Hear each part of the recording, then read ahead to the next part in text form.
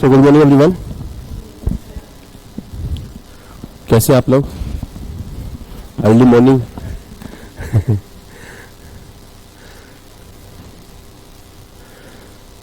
So interim budget 2024-25. So basically today we will discuss the budget aspect, interim budget. In the interim budget we will see first of all what are the important aspects from the examination point of view, right? We have to see from the examination point of view and then we will discuss from examination point of view, right? So basically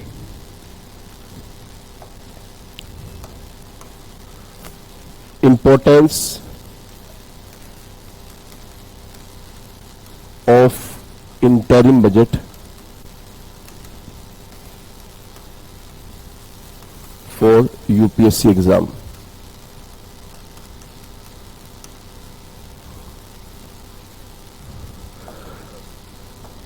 So one thing is for the prelims exam.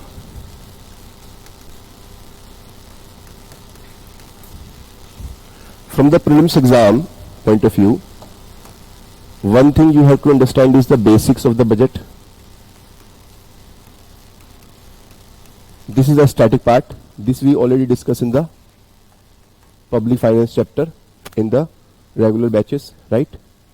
Second aspect is there is a government strategy which is outlined in the budget.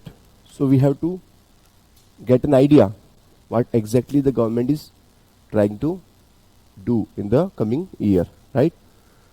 Third aspect is the government schemes which are mentioned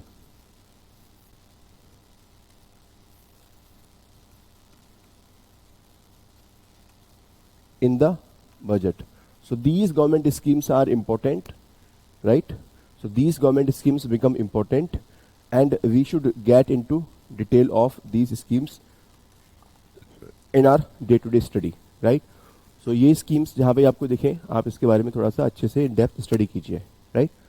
Apart from that, there is some data and trends. So the questions might come from the data and trends. For example, what is the trend of last 10 years tax receipts, or the trends of inflation, or the trends of deficits, budget deficits and all, right? So what is the data and the trends in the last year, okay, and what is the budgeted data for the upcoming year, okay? So these are some of the aspects which we have to take care in the budget, okay? Will they ask the question directly from the budget? Something like, okay, write the content of budget, something like that. They will not ask in the prelims exam. They will ask the government scheme, they will ask the data and trend, or they will ask the static part, the basic part, right? In the mains exam, only once they asked directly the question from budget in 2017. 17 they asked directly, they picked up the theme of the budget, and they directly asked in the exam, okay? So it is also possible that they will pick up the theme, they will write the theme or explain this theme. So there you may need the data of the budget, right? So in the mains exam,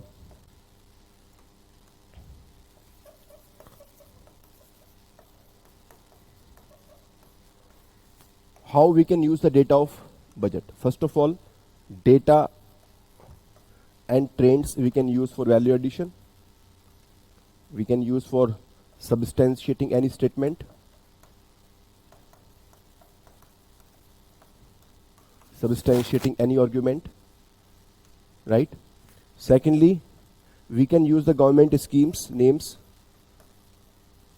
to tell that what are the present efforts in the respective area. For example, question comes about the status of agriculture sector. So we can mention what are the recent initiatives taken in the budget for the agriculture sector, right? So government schemes के बारे में भी question आ government schemes को we can use it, right? And otherwise overall theme they can ask.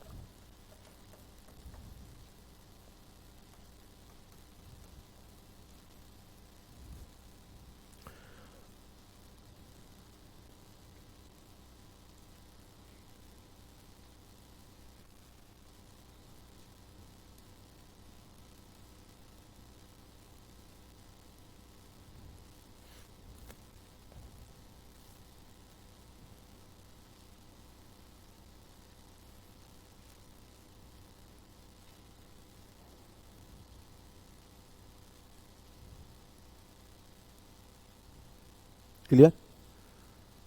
Now we will see the basics of the budget. So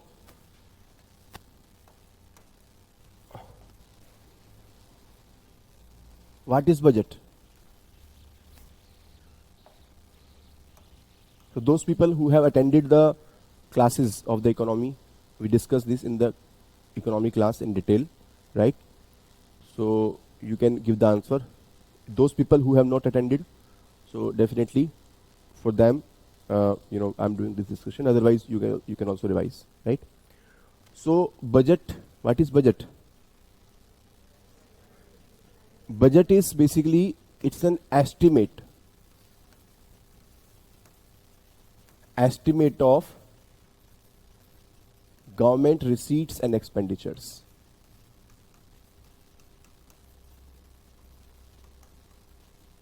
Right? And this is for the upcoming year, upcoming financial year. जो आने वाला financial year है, next financial year है, that means from 1st April 2024 till 31st मार्च 2025। अगर हम बात करें अभी प्रेजेंट बजट की, तो this will target the next financial year, right. तो 1 अप्रैल से जो हमारा फाइनेंशियल ईयर स्टार्ट होने वाला है, उसमें गवर्नमेंट रिसीट्स के एस्टिमेट क्या रहेंगे, एस्टिमेट्स, यहां पर एस्टिमेट्स की बात कर रहे हैं, यानी कि हम उसको डेटा के बेसिस पर, प्रीवियस डेटा के बेसिस पर हम उसको एस्टिमेट कर रहे हैं, ठीक है। प्रीवियस डेटा के बेसिस पर हम उसको एस्टिमेट कर रहे हैं। Government receipts and expenditure, receipts जो पैसा आने वाला है सरकार के पास, और एक्सपेंडिचर जो पैसा सरकार के पास से जाने वाला है, ठीक है।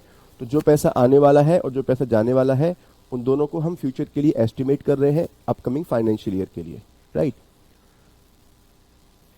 This budget is not mentioned in the constitution. Constitution में मेंशन नहीं है, ये वर्ड मेंशन नहीं है। In the constitution of India, the word which is mention in article 112 is, क्या बोलते हैं इसको, annual financial statement. Annual financial statement word mention है, बजट नहीं मेंशन है। And this has to be presented, this has to be presented in the parliament every year on 1st of February, ठीक है।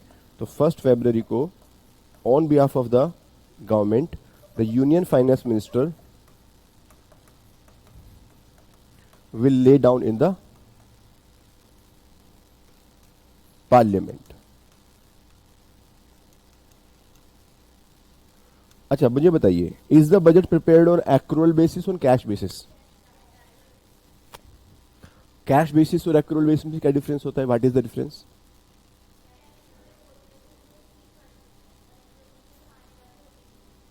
Very good. तो basically cash basis का मतलब है, first of all budget is prepared on the cash basis. Cash basis पर हम इसको prepare करते हैं, and cash basis means the actual receipts and payments are taken into account. तो एक्चुअल जो ट्रांजैक्शन हुआ है, सिर्फ और सिर्फ वही काउंट होता है। यानी कि अगर कोई अमाउंट ड्यू है, सपोज गवर्नमेंट का लोगों के ऊपर टैक्स ड्यू है और लोगों ने टैक्स पे नहीं किया है, even though it might be the future income, but it will not be included in the budget, ठीक है। जब इसको हम रिसीव करेंगे तभी हम बजट में इंक्लूड करेंगे। यानी कि अगर हम बात कर रहे हैं कि नेक्स्ट 1 ईयर का हम एस्टिमेट कर रहे हैं, इसका मतलब हम एस्टिमेट कर रहे हैं कि कितना पैसा हमें एक्चुअली रिसीव होगा नेक्स्ट 12 मंथ में। कैश बेसिस पर हम इसको कैलकुलेट करते हैं, right. So it is prepared on the cash basis, not on the accrual basis. तो कैश बेसिस पर हम लोग बजट प्रिपेयर करते हैं। सो this is the basics of the budget. Okay, I have prepared A power point presentation, so we will take help of the PowerPoint presentation for the detailed discussion। हाँ जी,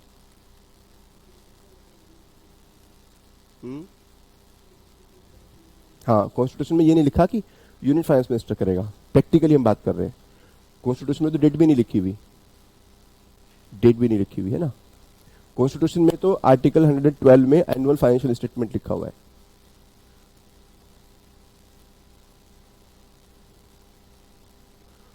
So, as we have seen, it is the annual financial statement of the revenue and expenditure of the government. Okay. In fact, more appropriate statement will be receipts. Revenue is only one kind of receipt, है ना। दो तरह की receipt होती है, capital receipt और revenue receipt, ठीक है। तो appropriate word होगा यहाँ पर receipt, right? The term budget is not mentioned in Indian Constitution, but the word that is used in the Indian Constitution is annual financial statement. It is a statement of an estimated receipts and expenditure of the government in a financial year, right? And who prepares this? The Department of Economic Affairs. तो ये जो काम जिसके कंधों पे ये जिम्मेदारी है, वो है हमारा एक डिपार्टमेंट जो कि मिनिस्ट्री ऑफ फाइनेंस में काम करता है, right.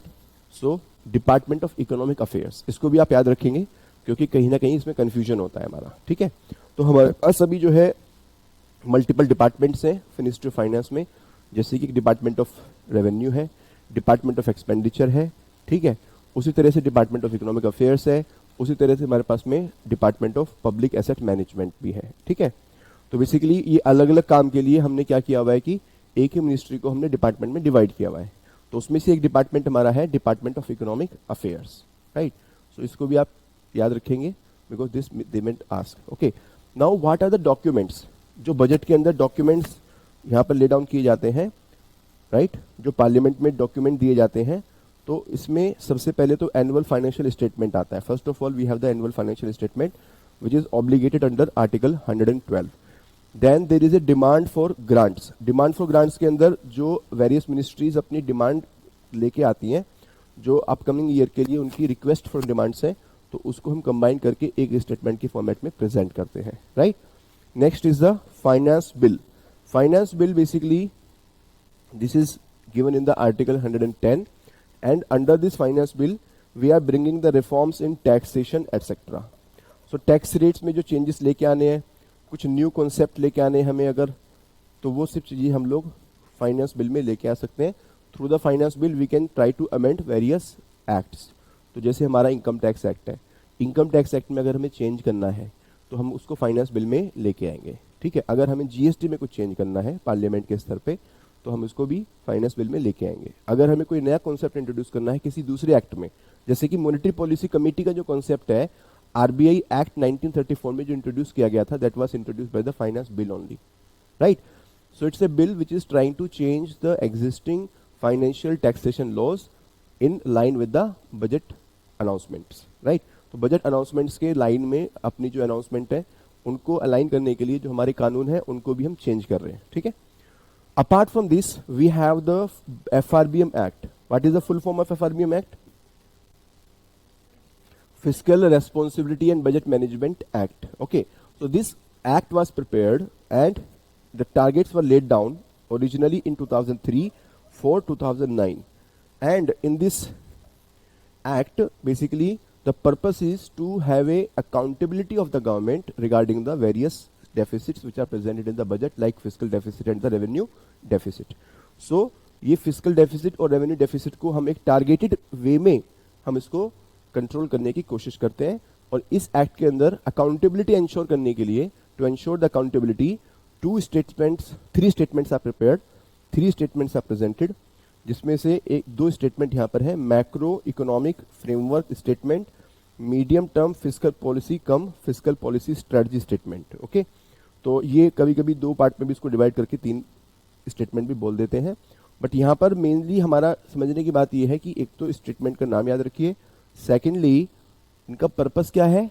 Purpose is to ensure the accountability of the government regarding the deficit. Okay, so पहला आपका है मैक्रो इकोनॉमिक फ्रेमवर्क स्टेटमेंट, कि मैक्रो इकोनॉमिक फ्रेमवर्क क्या है।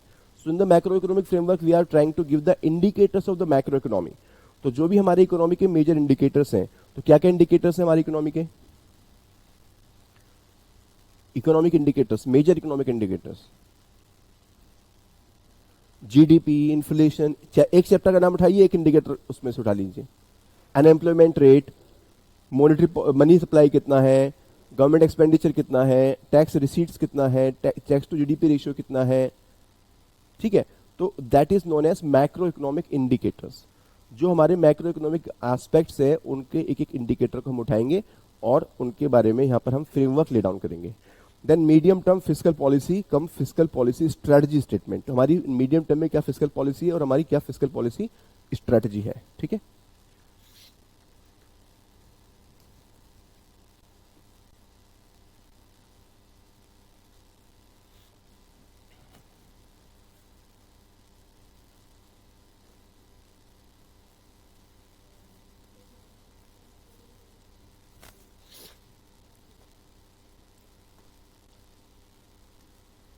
Okay, so few more things are given here regarding the budget.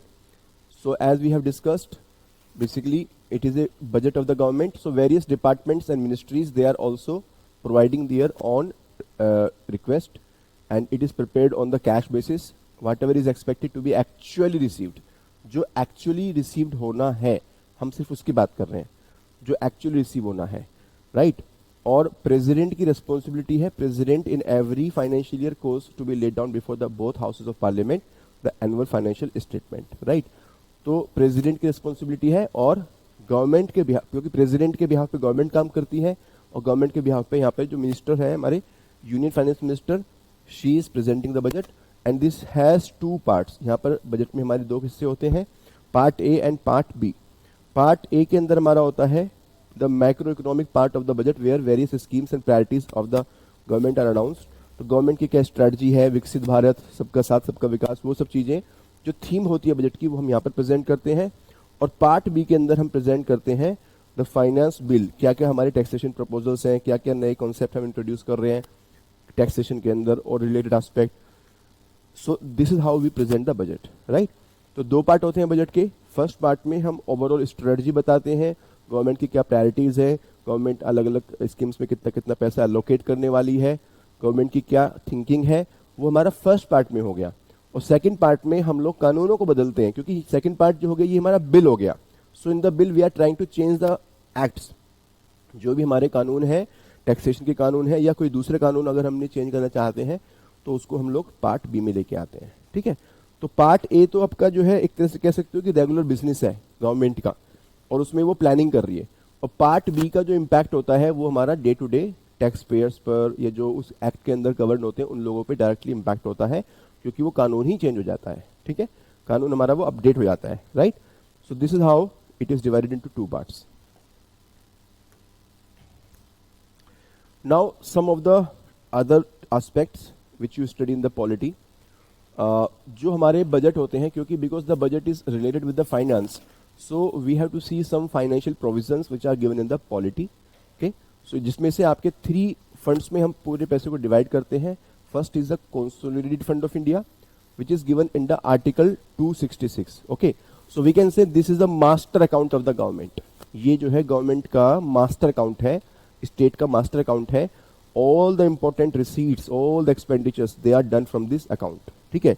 तो ये इनका main account है। जितना भी रेवेन्यू आता है, लोन, जितने भी हमारी पेमेंट्स हमें रिसीव हुई है, जितना भी हम लोगों ने पेमेंट करना है, everything is done from this account and this needs the parliament permission. जो पेमेंट हम लोग इस अकाउंट से करते हैं उसके लिए हमें पार्लियामेंट की परमिशन चाहिए। And there are certain expenditures which are known as charge expenditure. Charge expenditure means जो आपके फिक्स्ड है, जिसको हम लोगों ने अलग अलग अथॉरिटीज की सैलरी फिक्स की हुई है through various constitutional and other provisions. अलग अलग एक्ट्स में या कॉन्स्टिट्यूशन में हमने जो जजेस की सैलरी को फिक्स किया हुआ है या अदर अथॉरिटीज की सैलरी को फिक्स किया हुआ है to ensure their independence. So these are the fixed expenses, charge expenditures को टेक्निकली बोलते हैं हम लोग। And these are also not requiring the permission of the parliament. यहाँ पर पार्लियामेंट की परमिशन नहीं चाहिए, क्योंकि यहाँ पर हमें एंश्योर करना है इंडिपेंडेंस ऑफ द अथॉरिटी और द जजेस एंड ऑल, राइट। तो ये हमारा मास्टर अकाउंट हो गया। इसके अलावा apart from this second account we have the public account. Public account basically is a kind of that where the people are depositing their extra money, जहां पर लोग जो है अपनी एक्स्ट्रा पैसे को सरकार के पास जमा करते हैं, ठीक है। So it includes the money from the funds like provident fund. Provident fund is a retirement benefit, okay.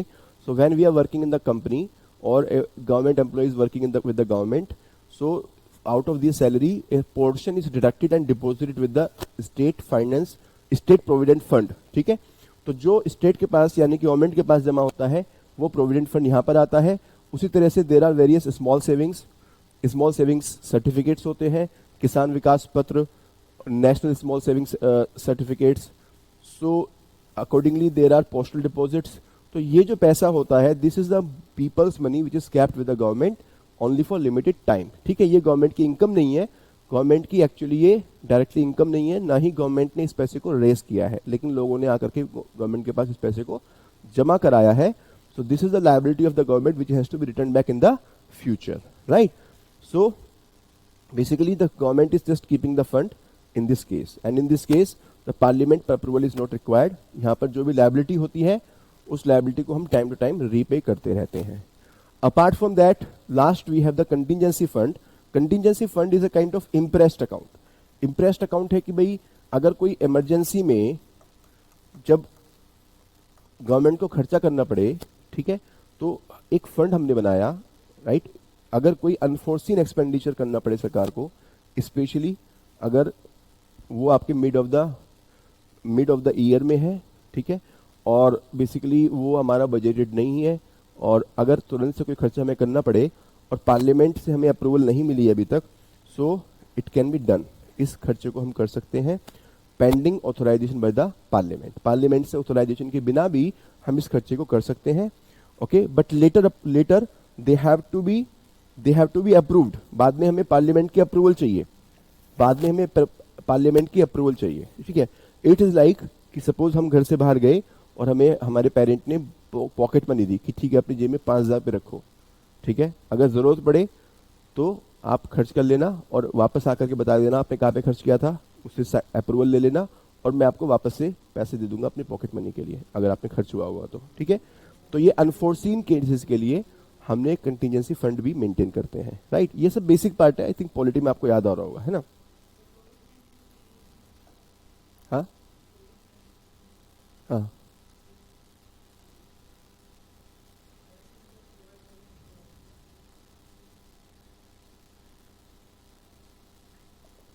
नहीं, जो आपकी कोविड में तो बहुत सारे इनिशिएटिव्स थे। कोविड में तो हमारा पूरा पैकेज आया था आत्मनिर्भर भारत अभियान, तो वो तो पूरा हमारा गवर्नमेंट की बजट के अंदर ही आ गया था पूरा। और regular in day in day out also government जो है वो time to time physical policy बीच में भी अनाउंस करती रहती है, जो भी एक्सपेंडिचर्स होते हैं, ठीक है। हाँ जी, हाँ जी बताइए।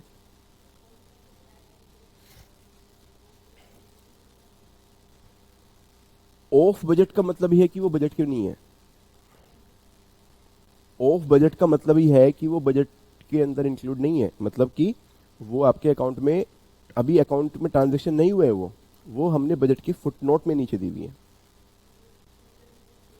जब जब फ्यूचर में पे करेंगे तो जिस भी अकाउंट से कंसर्न होगी तो हम उस अकाउंट में डालेंगे उसको, ठीक है।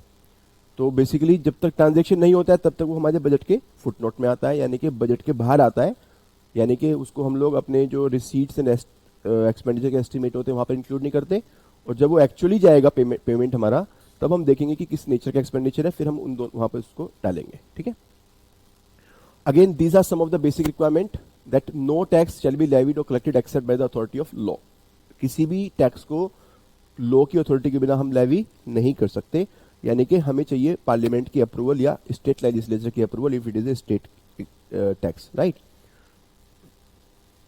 Article 266 says no expenditure can be incurred except with the authorization of the legislature। Expenditure जो है उसके लिए हमें पार्लियामेंट की अप्रूवल चाहिए, ठीक है। देखिए ये सब प्रोविजन मैं क्यों रिवाइज कर रहा हूं, क्योंकि कहीं ना कहीं हम लोग बजट के चक्कर में इन चीजों को भूल जाते हैं। हम सोचते हैं ये बात हुई पुरानी, अब कुछ करते हैं नया, कुछ नया करते हैं, एक्साइटिंग करते हैं, बजट आया हुआ है बजट करते हैं। तो बजट जो है वो एक्चुअली उसमें बहुत ज्यादा कुछ ऐसा नहीं है कि आपको करने की जरूरत है, वो जो भी होगा हम डिस्कस करेंगे एंड यू विल फाइंड कि सर वो तो हम जानते ही हैं पहले से। इसमें बजट में बहुत कुछ इनिशिएटिव्स हैं, लेकिन all those initiatives are in the current affairs, वो कहीं ना कहीं न्यूज में रहते हैं, गवर्नमेंट उसको टाइम टू टाइम अनाउंस करती रहती है और हमें पता है कि गवर्नमेंट की स्ट्रेटजी चल रही है, ठीक है। 112 वी हैव सीन। अब बात आती है सर ये इंटरिम बजट क्या होता है। तो इंटरिम बजट के अंदर interim budget is presented in the election year, जिस साल इलेक्शन होता है, क्योंकि इलेक्शन आपका होगा and it will the result will come in the month of May और जून, ठीक है, मई तक आ जाता है। तो मई के बाद में सपोज मोदी जी चले गए, कुछ भी हो सकता है डेमोक्रेसी में, ठीक है। सो अगर अगर अभी उन्होंने बजट दे दिया, सपोज उन्होंने फरवरी में बजट दे दिया कि अप्रैल से लेके नेक्स्ट मार्च तक उनका खर्चा, उनकी स्ट्रेटजी पॉलिटी प्रायोरिटी ये होंगी, तो अकॉर्डिंगली हमारे सारे डिपार्टमेंट काम करने लगेंगे, अकॉर्डिंगली हम सारे खर्चे एलोकेट कर देंगे, अकॉर्डिंगली हम स्टेट को पैसा बांट देंगे, ठीक है। बट जैसे नई सरकार आएगी तो दे विल से कि नहीं ऐसा नहीं करना है, नाउ पूरा कंप्लीट चेंज करो, so it will create a mess. So we wait for the new government to come in power. So हम लोग क्या करते हैं, अभी हमें चाहिए 2 महीने के लिए हमें खर्चा चाहिए, अप्रैल और मई के लिए, है ना, क्योंकि मई में गवर्नमेंट आ जाएगी, तो government will again bring the budget, अगस्त में बजट वापस से आ जाएगा, तो 2 महीने तो लिटरली हमें पैसा कम से कम चाहिए। उसके बाद में जून जुलाई अगस्त मतलब 3 to 4 मंथ के लिए हमें थोड़ा एक शॉर्ट टर्म स्ट्रेटजी हमें बनानी होती है। So this is interim budget, ठीक है। तो इंटरिम बजट में first of all it is temporary in nature, till the new government is formed and there is no constitutional provision, center can choose lower house's approval for the fund required for the transition period April to July, क्योंकि अगस्त में आपका फिर से नया budget आ जाएगा, right आपको फिर से पढ़ना पड़ेगा एक बार और, डबल एफर्ट। और यहाँ पर जो कंसर्न आर्टिकल है वो है हमारा आर्टिकल 116। तो article 116 is the lower house, यानी कि विच हाउस, लोअर हाउस कौन सा होता है हमारा, लोकसभा। तो लोकसभा जो है they will grant in advance, तो कुछ एडवांस दे रहे हैं। यहां पर फुल फ्लैश बजट नहीं है, इंटरिम बजट है, तो हम जो है सरकार को कुछ पैसा एडवांस दे रहे हैं। और वो कौन दे रहा है, लोअर हाउस दे रहा है। यहां पर सिर्फ और सिर्फ लोअर हाउस का काम है, ठीक है। लोअर हाउस जो है वो हमारा कुछ एडवांस खर्चा दे रहा है कुछ टेम्परेरी पीरियड के लिए, ओके। और यहां पर जो है वोट ऑन अकाउंट के थ्रू ये काम होता है, वोट ऑन अकाउंट के थ्रू आपका ये एक्सपेंडिचर जो है ये एडवांस की तरह दिया जाता है, okay.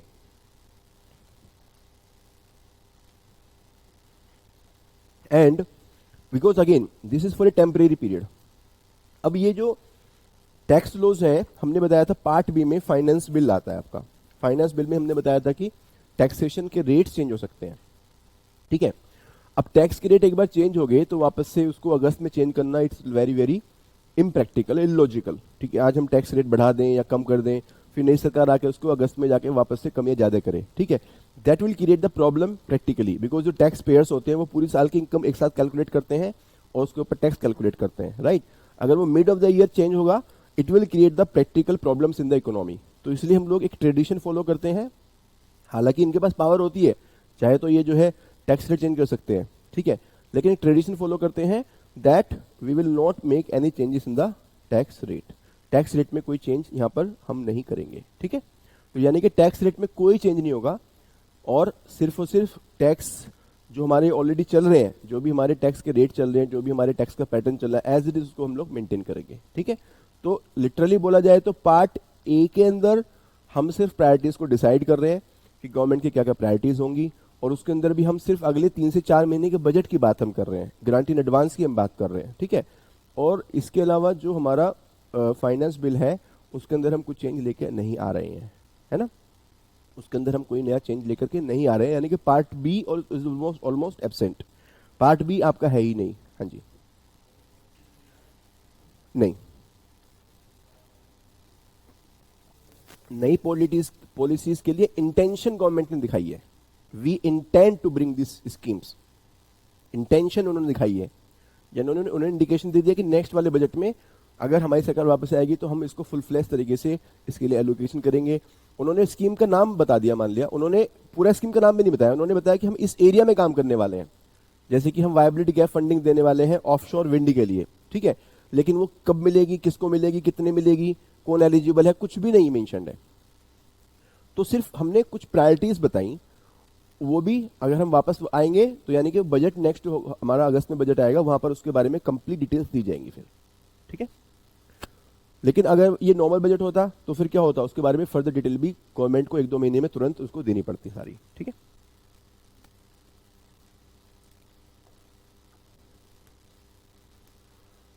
So this is the comparison with between the two. This we have already discussed. Interim budget is given before the election. Union budget is given every year. Interim budget में there is vote on account with the Lok Sabha without any discussion. यहाँ पे discussion भी नहीं होता, लोकसभा में discussion भी नहीं होता, क्योंकि एक तरह से एडवांस पैसा दे रहे हैं हम अगले 3 से 4 महीने के लिए, ठीक है। और यूनियन बजट में there is complete discussion, there is a complete procedure, discussion होगा, स्टैंडिंग कमेटी डिस्कस करेगी, फिर लोअर हाउस, अपर हाउस और फिर आपका प्रेसिडेंट ऑफ इंडिया, ठीक है। Here there is no provide, they do not provide any detailed background of income sources. Income के बारे में वो ज्यादा बात करते ही नहीं है, क्योंकि फाइनेंस बिल में हमने कुछ चेंज नहीं किया, और जो हमारे रेगुलर इनकम आने वाली है हम सिर्फ उसको एक्सपेक्ट करते हैं कि टोटल इनकम हमारी इतने आने वाली है, वो कहां से आएगी उसको हम बहुत डिटेल में नहीं जाते हैं, राइट। इलेक्शन ईयर के लिए होता है, that we have seen, this is concise view, right. And this do not include the component of income receive from the tax. Tax के बारे में हम यहाँ बात ही नहीं करते, हम कहते हैं कि जो भी पहले टैक्स चले थे वही टैक्स हमारे चलते रहेंगे, right. This is for the entire financial year, physical year detail information होता है, and here we have given every information, we have to give every information, right. ये दिस पीपीटी आपको मिल जाएगी, वाली पीपीटी, ठीक है। Now let's start the theme of this year's budget. ठीक है, तो जो हमारी थीम है दैट इज विकसित Bharat by 2047.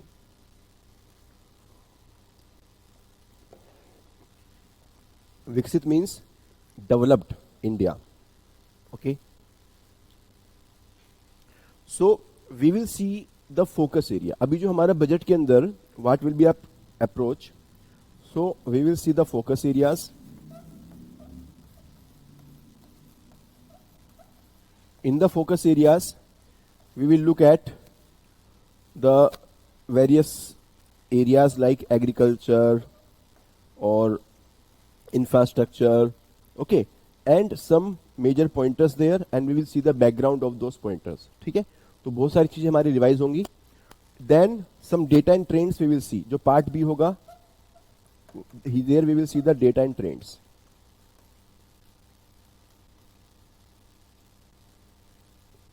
Okay, so be attentive, and if you have completed your economy, then you will enjoy this discussion more.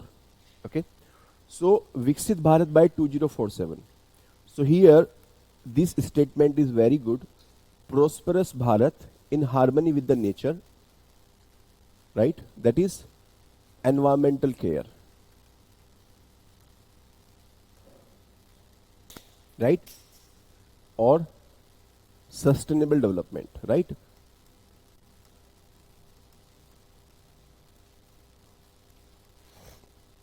You have to keep in mind two things. First of all, the theme. You have to keep in mind what is the overall theme, okay? And secondly, you have to use these words. ये जो words हैं, these are very good. आप इसको introduction में use कीजिए, इसको आप body में यूज कीजिए, इसको कंक्लूजन में यूज कीजिए, इसको इंटरव्यू में यूज कीजिए. So just copy paste. Okay, तो अभी तक आप सस्टेनेबल डेवलपमेंट यूज करते हुए आए हैं. Now you can say sir we want to see the prosperous Bharat in harmony with the nature. You can start with this quotation, you can end with this quotation, you can highlight this quotation in between wherever it is relevant. Okay, so in the answer writing also, ठीक है. देखिए मेरा काम, मेरा तो एक ही देखने का नजरिया होता है कि मुझे एग्जाम में कैसे हेल्प करेगा ये. We have to be greedy. इसको पढ़ के हमें स्कॉलर नहीं बनना है कि आज बजट की बड़ी अच्छी क्लास हुई, मजा आ गया. नहीं, मजा तब आएगा जब आप ये बोलो कि सर मैंने 10 स्टेटमेंट आज ये याद की हैं और उस स्टेटमेंट को मैं आज के बाद आंसर्स में लिखना शुरू करूंगा. ये ओपन एंडेड स्टेटमेंट है, आप इसको मल्टीपल जगह पे यूज कर सकते हो. पॉवर्टी वाले आंसर में, इंक्लूसिव ग्रोथ वाले आंसर में, सस्टेनेबल डेवलपमेंट आंसर में आप इसको यूज कर सकते हो. मॉडर्न इंफ्रास्ट्रक्चर, कोई भी इंफ्रास्ट्रक्चर का क्वेश्चन आएगा, you can use in that answer. For example, if it is a question of energy, it is a question of road, railway, question of infrastructure financing, you can say our focus for the Viksit Bharat 2047 is modern infrastructure. Use this, underline this, double highlight this, right? ये words जो है ना, ये हम कहते हैं keywords, catchy words, right? And opportunities for all, right? So modern infrastructure basically indicates the technological aspect. Technologically modern, efficient, right? Opportunities for all, that indicates what aspect? बताइए. Inclusive growth. Very good. Inclusive growth. So if there is a question of inclusive growth, poverty, inequality, social exclusion, चाहे वो paper 1 में हो, paper 2 में हो, paper 3 में हो, paper 4 में हो, इंटरव्यू में हो, ऐसे में हो, डोंट सेग्रीगेट. ये मत बोलना कि सर इकोनॉमी तो आपने पढ़ाया था, पेपर 3 के लिए पढ़ाया था. इंक्लूसिव ग्रोथ का सिर्फ पेपर 3 में चाहिए. पेपर 1 में भी आपका पॉवर्टी का टॉपिक है, आप देखेंगे तो पेपर 1 में भी पॉवर्टी के क्वेश्चंस आते हैं. There is no instruction by UPSC that you can not use the budget data in the paper 1. You can use anywhere. Paper 1 भी अपना है, बजट भी अपना है. So you have to open your mind, okay? Use it innovatively, okay? This is not the word of economy, na? Opportunities for all is not the word of economy. It is an open-ended word, right? This is the theme of the budget, but it do not mean that it can be used only in the economy. It can be used anywhere, in any answer, right? Development mantra of budget: सबका साथ, सबका विकास, सबका विश्वास whole of nations approach of सबका प्रयास, सबका साथ सबका विकास. सबका विकास अगेन इंडिकेट्स इंक्लूसिव ग्रोथ. सबका साथ basically indicates democratic participation of people. इनको देखना स्टार्ट कीजिए, start looking at these things from the syllabus point of view. अगर आपको मेंस में मास्टरी करनी है ना, तो आपके लिए मेंस के लिए कुछ प्रिपरेशन एक्स्ट्रा करने की जरूरत है ही नहीं एक्चुअली. जब आप प्रीलिम्स पढ़ रहे होते हो, just keep in mind the syllabus of prelims, sorry mains. Mains का सिलेबस इज वेरी डिटेल्ड, पूरा डिटेल में दिया हुआ है, एक एक वर्ड उन्होंने मेंशन किया हुआ है, and they are directly picking the word and directly asking the questions, right. So one thing you should do is remember each and every keyword of the syllabus, whether this is paper 1, paper 2, paper 3, paper 4. Okay, you read something new, always keep in mind, always keep thinking इसको कहां पे use कर सकते हैं, कहां पे fit कर सकते हैं इसको. Be smart. एक चीज लो 10 जगह यूज करो.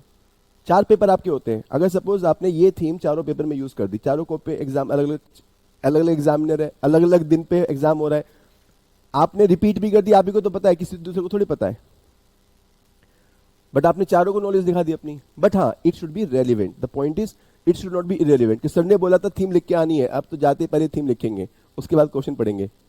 नहीं, don't be blind eyed, use your wisdom. ठीक है, कभी मुझे बदनाम करो आप, सर ने बोला था थीम यूज करनी है, आपके आंसर पे कमेंट लिख के आए कि क्या ये कर रहे हो आप, सब जगह आप बजट थीम ही लिखे जा रहे हो. You have to apply your mind, wisdom apply करना है, right. But keep in mind, you know, are you able to visualize. अपने माइंड को ओपन करना है, सिलेबस को सोचना है. इतना बड़ा सिलेबस, इतना बड़ी इंडिया, इतने सारे इश्यूज, ऐसा हो ही नहीं सकता कि कोई इशू किसी से लिंक ना हो. यस और no. So one issue you can link with at least 10 concept. सबका साथ पेपर 2 में कहीं भी यूज हो जाएगा, डेमोक्रेसी, पार्टिसिपेशन. पेपर 4 में यूज हो जाएगा city and charter. I am going bit out, मतलब मेरी इकोनॉमी का एरिया है, मैं उससे थोड़ा बाहर जा रहा हूं, बट क्योंकि मैं भी यूपीएससी एस्पिरेंट रहा हूं, तो मुझे पता है कि हम लोग कहां पे इसको यूज कर सकते हैं, राइट. सिटी एंड चार्टर में आप यूज कर सकते हो पेपर 4 में, राइट. सबका विकास, सबका विश्वास, this is very important. Trust of all, because we are living in a society where we have fragmentation of the society, right. So we have to win the trust of all, win the trust of the minority, win the trust of the lower caste, win the trust of those people who are excluded. Okay, this is empathetic aspect. ये empathetic aspect है. मैंने class में बताया था एक बार आपको कि हमें 3 चीजों का ध्यान रखना है. We have to be environmentalist, we have to be empathetic, and we have to be ethical. तो वही चीज आपको यहाँ पे दिखेंगी. एनवायरमेंटलिस्ट सबसे पहले हमारा ये रहा. सरकार भी देखो कितनी इंटेलिजेंट है, सब वही चीजें यूज करती है जो एक्चुअली इंपॉर्टेंट है और जो थोड़ा सा अट्रैक्टिव है और जो हमारे लिए इंपॉर्टेंट, मतलब प्रायोरिटीज है हमारी गवर्नमेंट की, right. So harmony with the nature, ये हमारा एनवायरमेंटल एस्पेक्ट हो गया. और अपॉर्चुनिटीज फॉर ऑल, ये हमारा एम्पैथेटिक एस्पेक्ट हो गया. सिमिलरली यहां पर सबका विश्वास is a empathetic aspect, right. And whole of the nation approach of सबका प्रयास. सबका प्रयास is again, it is talking about the democratic participation. So सबका साथ एंड सबका प्रयास, इसका मतलब है कि अकेले सरकार मेहनत नहीं करेगी. All the stakeholders, whether this is media, whether this is citizens,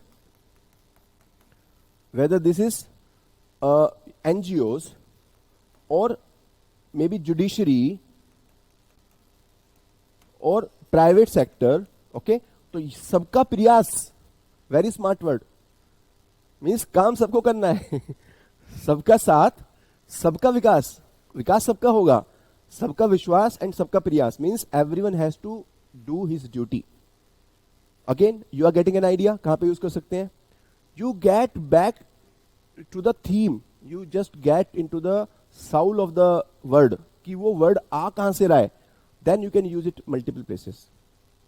सबका प्रयास. Okay, so everyone has to involve himself.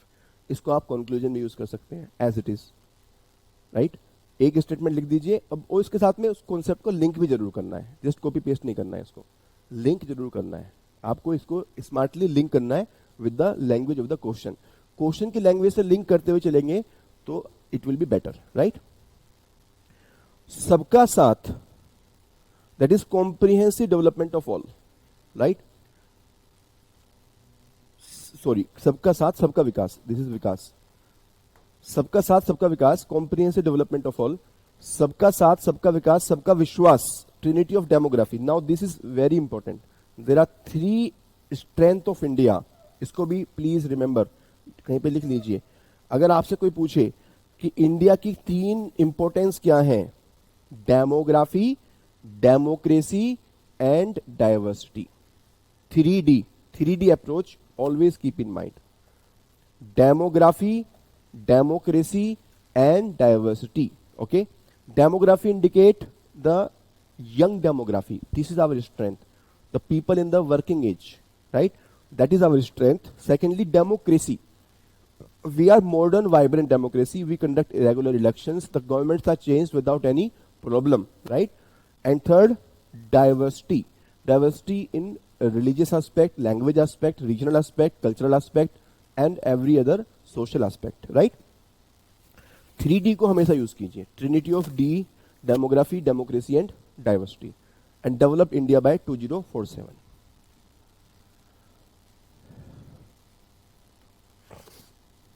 Now, what is the overall strategy? I told you we have to understand overall strategy. This strategy again you have to basically use in the answers.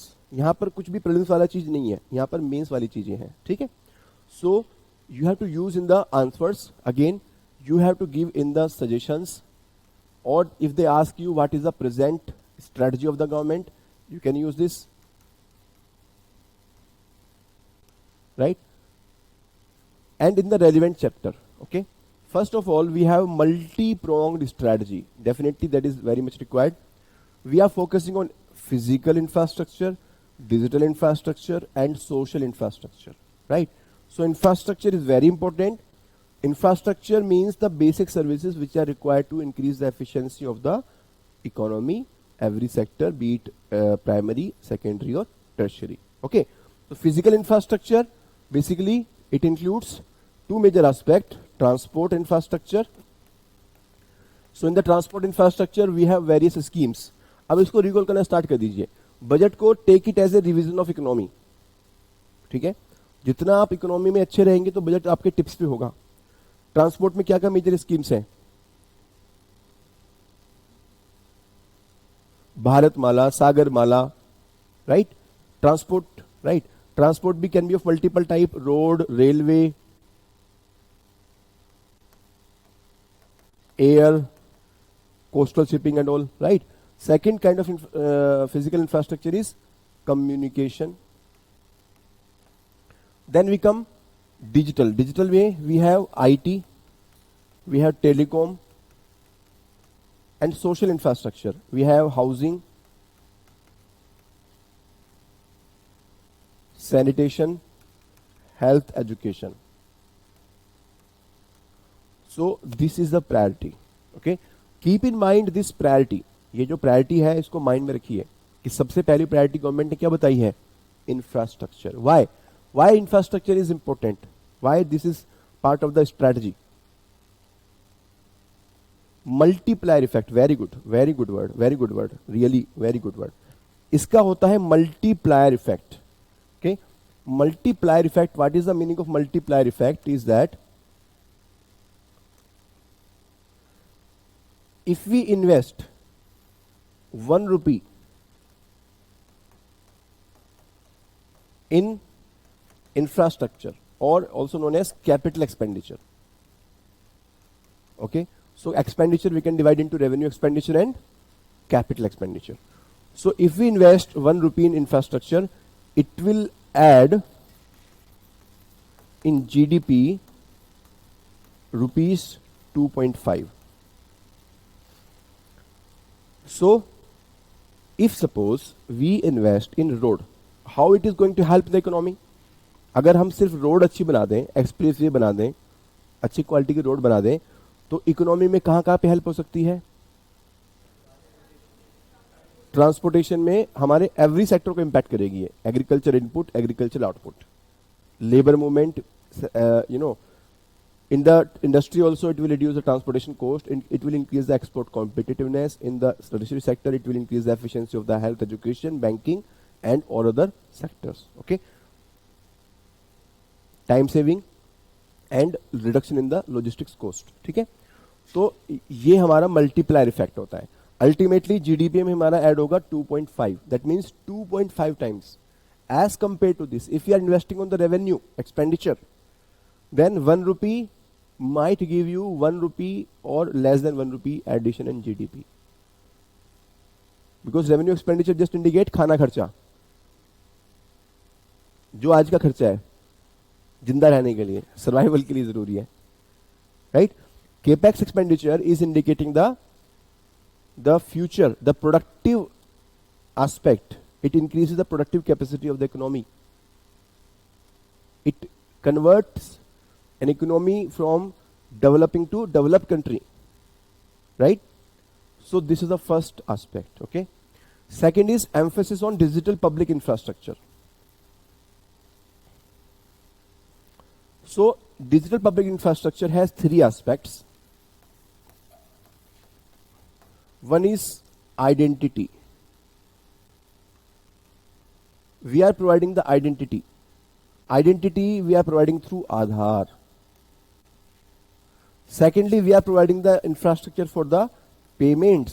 और payments के लिए सबसे important infrastructure क्या है? UPI, अपना खुद का देसी यूपीआई। मत भूलिए यूपीआई को, कीप इन माइंड, जो चीजें आप डे इन डे आउट अपनी लाइफ में यूज करते हैं वही एक्चुअली इंपॉर्टेंट है, right? And third is the data. For the data we have the account aggregators. So these 3 aspects are talked about by the government. इसको याद रखेंगे. Again देखिए, बजट में वैसे कुछ भी नहीं है, आप पढ़ोगे तो आप बोलोगे सब आता ही है हमें सर, और अगर आप इसको रुक के देखोगे, अगर इसको रुक के पढ़ोगे, that means you reflect back upon this, then you can spend whole day reading the budget. अभी तो स्टार्ट हुई class, I had a target of 2 hours, but I will not be able to do that. 2 घंटे में नहीं हो पाएगा, कोशिश करते हैं, देखते हैं क्या होता है, क्योंकि जैसे ही आप अपने सब्जेक्ट में जाते हो, you start reflecting back, start linking back, तभी तो मजा आएगा उसमें, तभी तो उसको आप यूज कर पाओगे अल्टीमेटली। पढ़ के फॉर्मेलिटी थोड़ी पूरी करनी है, यूपीएससी ने सिलेबस थोड़ी दिया है, बजट भी आएगा आपका, कहीं लिखा है सिलेबस? क्या नहीं, किसने बनाया कि बजट आएगा? ये तो हमने प्रीवियस ईयर में क्वेश्चंस में देखे, फिर कुछ यूट्यूबर्स ने चमकाया कि बजट नहीं पढ़ के गए तो यूपीएससी में नहीं होगा एग्जाम के लिए, सर इकोनॉमिक सर्वे पढ़ना पड़ेगा, हाँ? बट एक्चुअली यूपीएससी के पर्सपेक्टिव से कैसे पढ़ना है? You have to get into depth of it, इसके पीछे जाना है आपको, सरकार कहना क्या चाहती है, right? So digital public infrastructure very important word, जैसे कोई क्वेश्चन आए डिजिटल इंडिया का, use this word and 3 component, identity Aadhaar, payment UPI and data account aggregator. What is account aggregator concept? Money in banking में discuss करते हैं हम लोग, sorry account financial market में, हाँ? No, that is liquidity aggregate. Account aggregators are the agencies.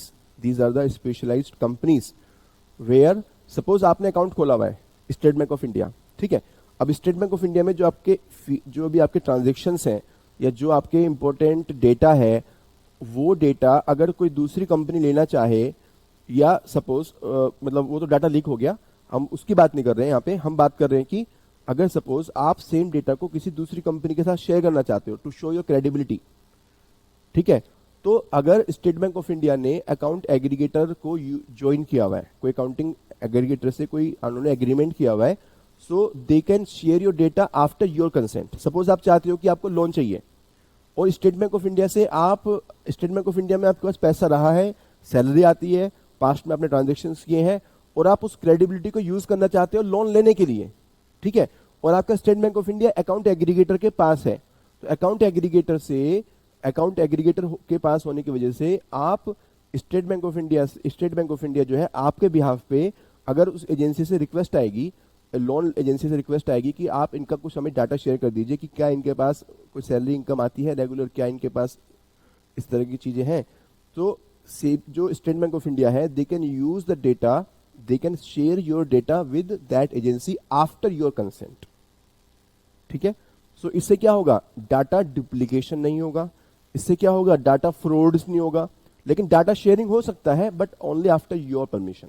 तो इससे दो चीजें होगी, प्राइवेसी भी इंश्योर होगी आपकी और डाटा मल्टीप्लिकेशन भी नहीं हुआ, डाटा मल्टीप्लिकेशन भी नहीं हुआ. ठीक है, so this is known as account aggregator.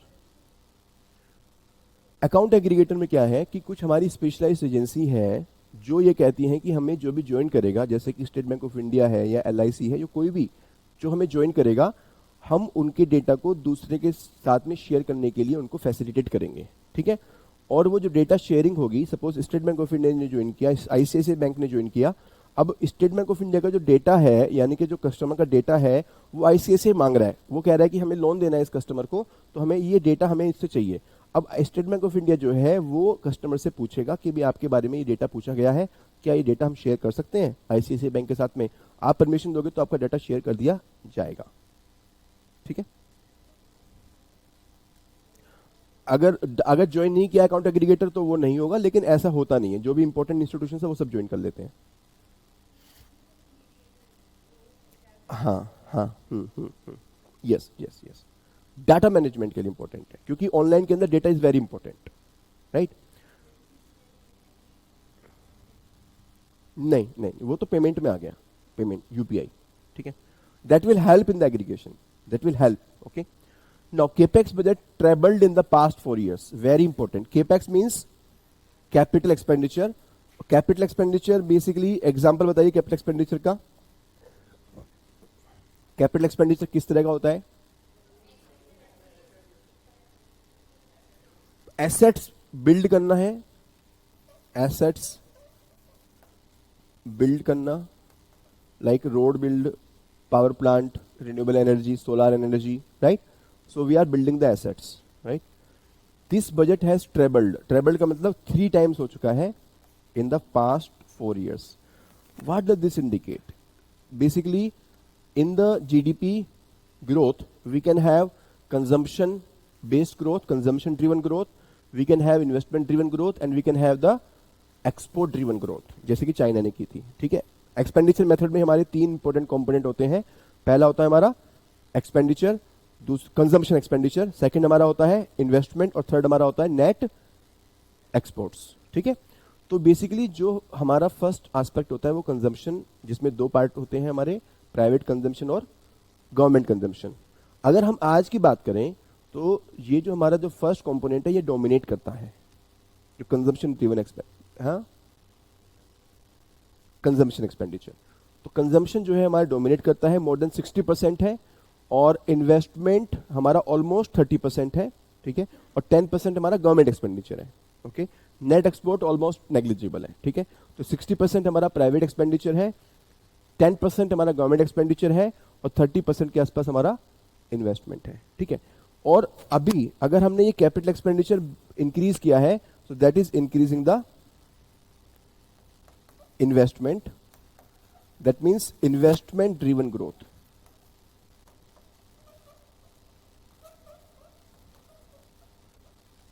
So specially immediately after the Covid, पिछले 4 साल में कोविड भी आ जाएगा, अभी हम 2024 में हैं, आज से जस्ट 4 साल पहले बैक जाएंगे तो 2020 में पहुंच गए.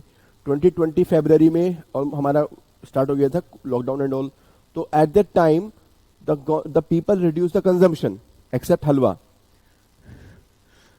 हलवे के अलावा बाकी इन्होंने कंजम्पशन कम कर दिया था. वैकेशंस पे कम स्टार्ट हो गए थे जाना, उन्होंने क्लोथिंग कम स्टार्ट कर दी थी परचेज करना, है ना.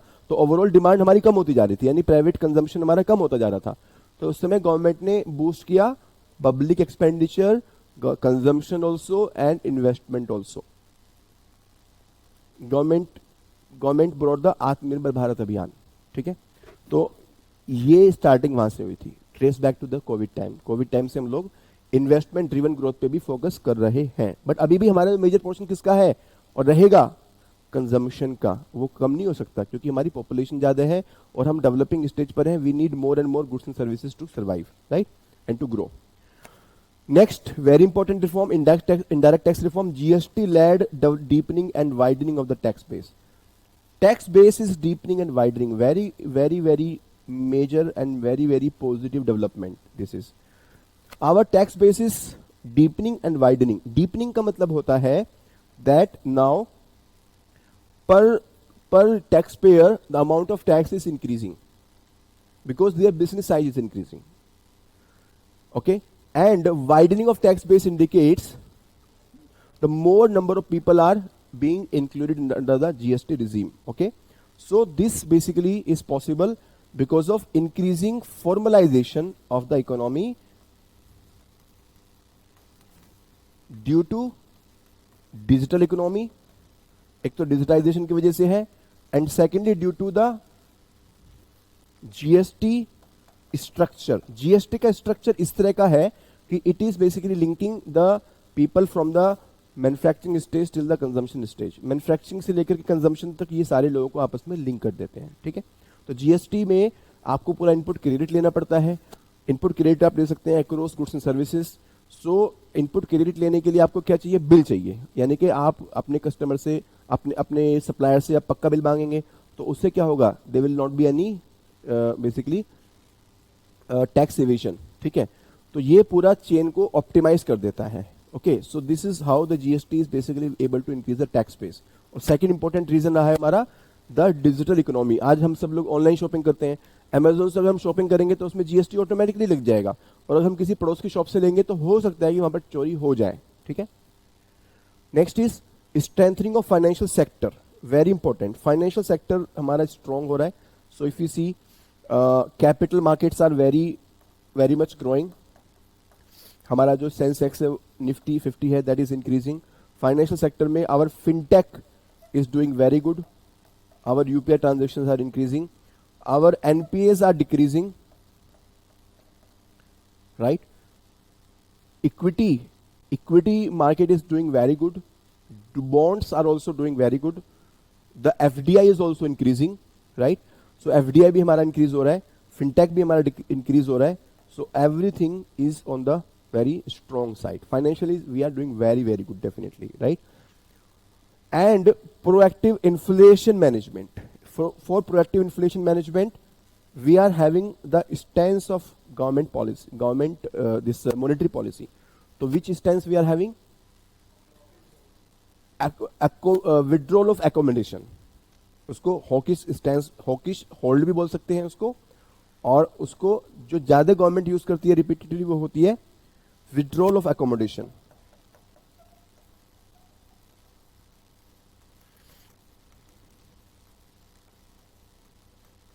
So we are having this stance since February 2023.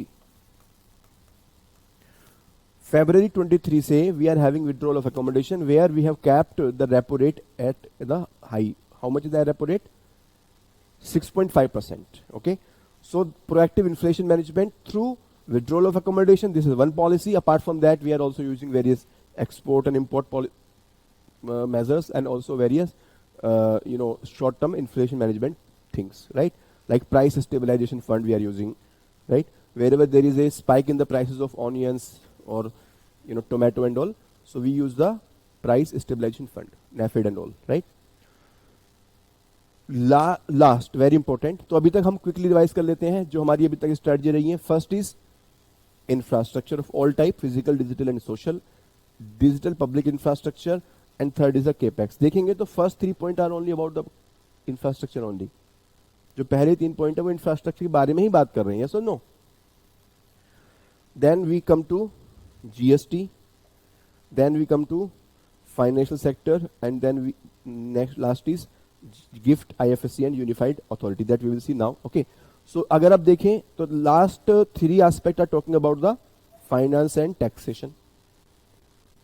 GST, financial sector inflation and the GIFT. Starting के 3 पॉइंट हमारे इंफ्रास्ट्रक्चर से संबंधित है, एंड लास्ट नेक्स्ट 3 पॉइंट हमारे किससे संबंधित है? With the finance and tax. This is how you can try to remember. ठीक है,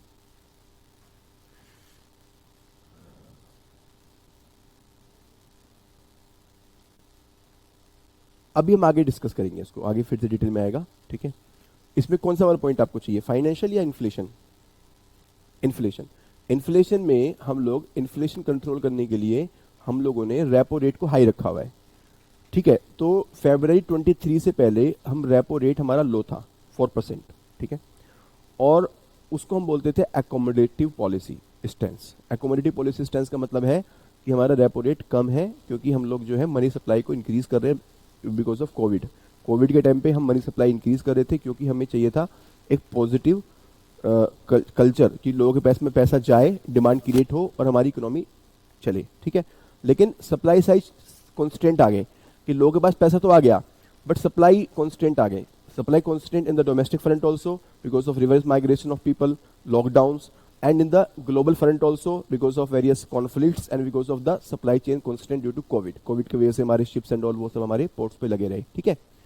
तो सप्लाई साइड कांस्टेंट हो गई और डिमांड बढ़ गई, तो उससे क्या हुआ, हमारा इन्फ्लेशन टारगेट फेल हो गया। 2022 में हमने लगातार 3 क्वार्टर तक अपने इन्फ्लेशन को फेल किया, जिससे हमारा क्या हुआ, failure of the monetary policy committee.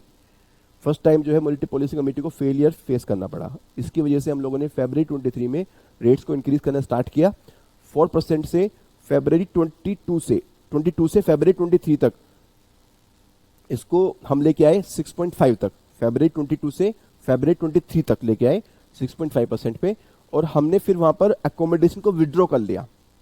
Accommodation stance उससे पहले था, यानी कि उससे पहले हम प्राइसेस को रेट्स को कम कर रहे थे, रेपो रेट को कम कर रहे थे, लेकिन हमने उसको क्या कि विड्रॉ करके और उसको बढ़ाना शुरू कर दिया, यानी कि 6.5 पे पहुंच गए हम लोग, ठीक है। तो 6.5 पे जाके हम लोगों ने होल्ड कर लिया, इसको हम बोलते हैं विड्रॉल ऑफ अकोमोडेशन स्टैंस, ठीक है। तो हमने अकोमोडेशन को विड्रॉ कर लिया और होल्ड कर लिया, वहीं पे हम लोग फरवरी 23 से अभी कंटिन्यू कर रहे हैं। अभी फरवरी 24 की स्टेटमेंट भी आई थी, अभी एक दिन कल परसों की बात है, तभी भी हमने सेम स्टैंस कंटिन्यू किया है। प्रोबेबली नेक्स्ट 2-3 टाइम्स और हम इसको कंटिन्यू करेंगे, उसके बाद हम न्यूट्रल या उसके बाद हम जो है वापस से अकोमोडेशन पे आ सकते हैं, ठीक है। ये हमारा है proactive inflation management. Now this gift city is used in this case. So gift city is important nowadays क्योंकि गिफ्ट सिटी के बारे में आप रेगुलर न्यूज देखते रहते हैं, तो थोड़ा सा बेसिक देख लेते हैं। गिफ्ट बेसिकली मीन्स जो आपको नहीं मिला है इस बार वैलेंटाइन डे का, है ना। Full form is Gujarat international finance tax city. G stands for Gujarat, I stands for international finance tax city. देखिए यहां पर जो है फिनटेक सिटी है ये, यानी कि यहां पे 2 इंपॉर्टेंट चीजें हैं, 3 इंपॉर्टेंट चीजें हैं। गुजरात इंडिकेट्स लोकेशन, इंटरनेशनल है ये, means it is a international, you know the target is internationalisation, okay. Finance, यहां पर फाइनेंस के बारे में बात की गई है, यानी कि we will be locating the institutions regarding the finance. Tax city, we will also be locating the technological companies here, okay, and it is a city. ये एक फिजिकल लोकेशन है जहां पर हम लोगों ने इन कंपनीज को लोकेट किया है, ठीक है। तो GIFT stands for this SEZ, this is the SEZ, this is a special economic zone. Special economic zone is constituted under the act of 2005। एक हमने 2005 में कानून बनाया, where we have the special economic zone. It is the dedicated area where domestic regulations और domestic laws are not applicable, जहां पर domestic laws applicable नहीं है, and we have the special laws. इसके लिए हम अलग से कानून बनाते हैं। इस एरिया के अंदर जो भी बिजनेस हो रहा है उसके लिए जो टैक्सेशन नॉर्म्स हैं वो भी हमारे डोमेस्टिक वाले एप्लीकेबल नहीं है। इसके लिए जो भी हमारे यहाँ पर रेगुलेशन हो रहा है, लेबर रेगुलेशन है या हमारा मनी रेगुलेशन है, that is done all through the new norms. Completely उसके लिए नए नॉर्म्स होते हैं। जो हमारे डोमेस्टिक नॉर्म्स होते हैं उसको हम लोग नहीं फोकस करते हैं। Purpose is to interact more and more with the global world, यानी कि to have the more and more interaction with the rest of the world. That means more and more export import, more and more inflow of capital, outflow of capital. यानी कि we want to interact with the world through the gift city, ठीक है। We want to attract the capital basically, okay. So it is being developed as a global financial services hub. तो ये यहाँ पर क्या हम प्रोवाइड करने वाले हैं, फाइनेंशियल सर्विसेज। फाइनेंशियल सर्विसेज का ये हमारा हब बन चुका है, and it is located in 105 hectares of land. 2015 से ये हमारा वर्क कर रहा है। यूनियन बजट 16 में हमने फर्स्ट टाइम इसमें टैक्स रिजीम इसके लिए इंट्रोड्यूस किया था, यानी कि यहाँ पर स्पेशल टैक्स नॉर्म्स एप्लीकेबल है, यहाँ पर जो टैक्स नॉर्म्स है वो स्पेशल है, ठीक है। So what is the benefit, sir benefit क्या है गिफ्ट सिटी का? देखिए सबसे बड़ा बेनिफिट है that there are financial incentives, tax breaks हैं, चार्जेस कम है आपके,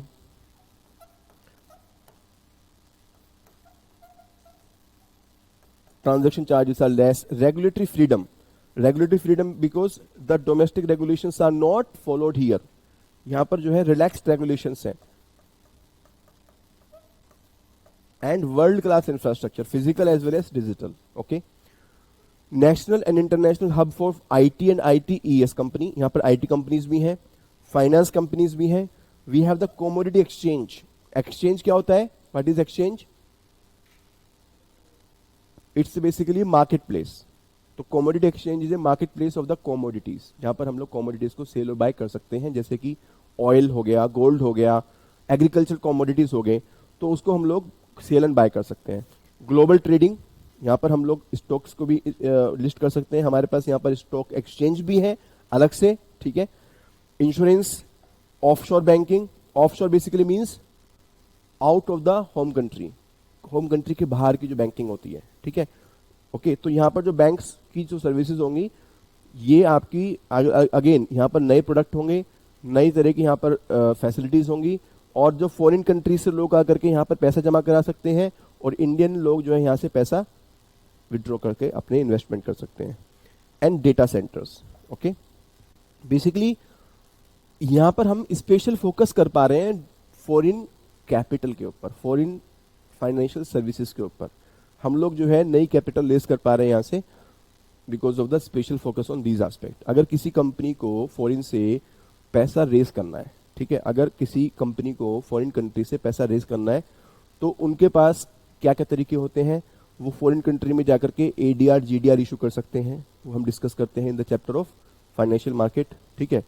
American depository receipts and global depository receipts, तो ये जब हम फॉरेन कंट्रीज में जाके इशू करते हैं तो it takes lot of time and effort, और बड़ी बड़ी कंपनियां ही कर पाती हैं। सो हम लोगों ने यहाँ पर स्पेशल स्टॉक एक्सचेंज लोकेट किए, और हम अगर हमारी कंपनी चाहे वो लिस्टेड हो या अनलिस्टेड हो, वो जाकर के अगर यहाँ पर लिस्ट करे जो हमारे गिफ्ट सिटी के अंदर स्टॉक एक्सचेंज है, तो वो फॉरेन कैपिटल को रेज कर सकते हैं इंडिया से ही। और फॉरेन इन्वेस्टर्स है वो क्यों इन्वेस्ट करेंगे यहाँ पे, क्योंकि उनको स्पेशल रेगुलेशंस मिल रहे हैं, उनको फास्ट फैसिलिटी मिल रही है, ट्रांसपेरेंसी है, अकाउंटेबिलिटी है, टेक्नोलॉजी है, उनको लाइन में नहीं लगना पड़ रहा, उनके लिए अलग से लाइन एकदम अलग से सिटी बना दी है।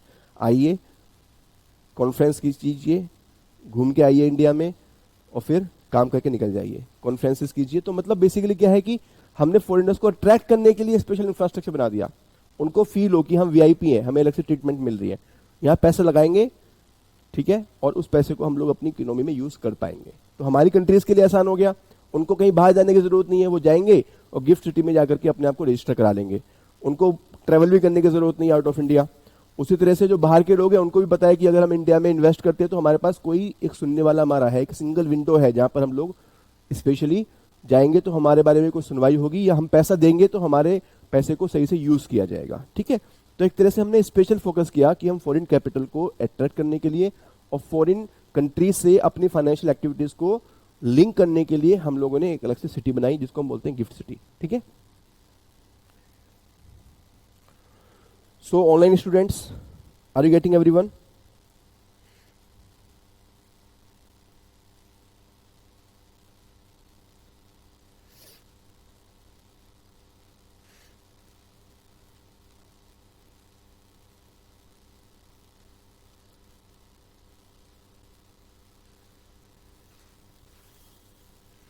Now there is a special authority also, IFSC authority, okay. So basically this is the regulatory authority. Like in India, we have RBI, which is the regulator of money market, SEBI, which is the regulator of capital market, PFRDA, Pension Fund Regulatory Development Authority, which is the regulator of the pension sector, and we have the IRDAI, Insurance Regulatory Development Authority of India, which is the regulator of the insurance sector. ठीक है, तो insurance sector का regulator हमारे पास है, pension sector का regulator है, capital market का regulator है, और मनी मार्केट का रेगुलेटर है। कितने रेगुलेटर हो गए? 4। उसके अलावा हमारी company ministry of corporate affairs है, और भी बहुत सारे छोटे छोटे हमारे रेगुलेटर्स हैं।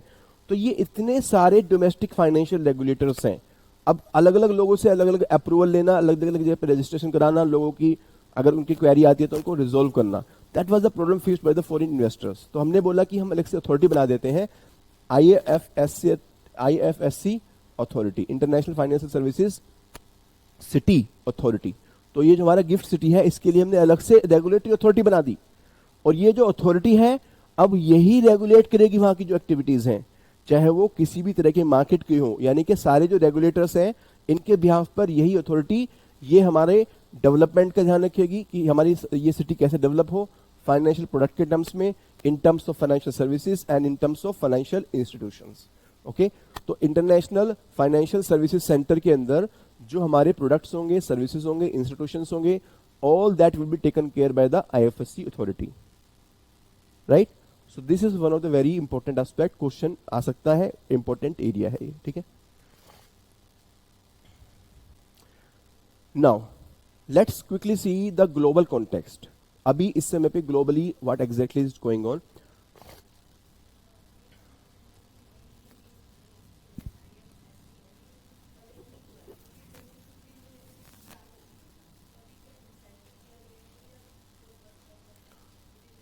स्ट्रेटजी का पार्ट है ये, हमने यहां पर इसको कहां पे पढ़ा, economic management strategy.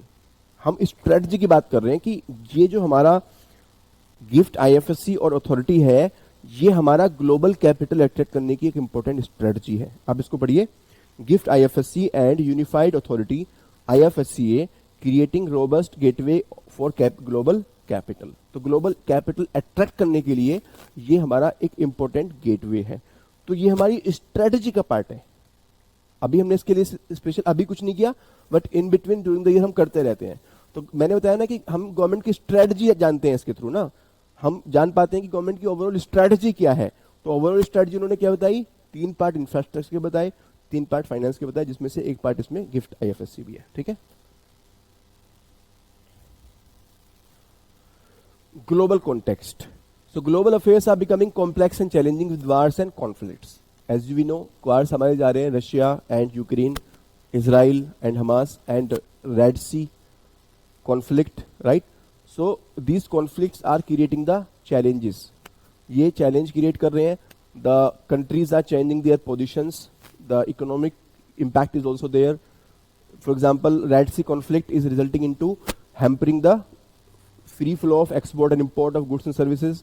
That is impacting the cost of goods export. That is impacting the export volume, right?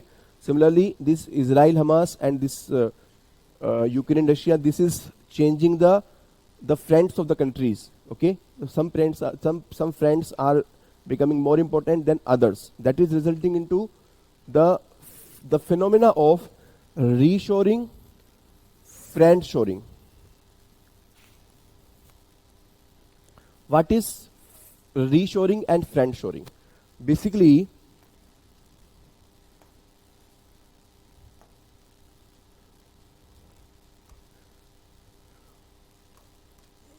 globalization. If we go back to 1990s, we were focusing on globalization. Okay, so companies were locating their factories or businesses in cost friendly locations, जहां पर cost कम होगी, जैसे कि China हो गया, because of surplus man power, cheaper labour, better infrastructure, right? So this is known as offshoring. इसको हम बोलते हैं offshoring. Offshoring means locating the business away from the home country.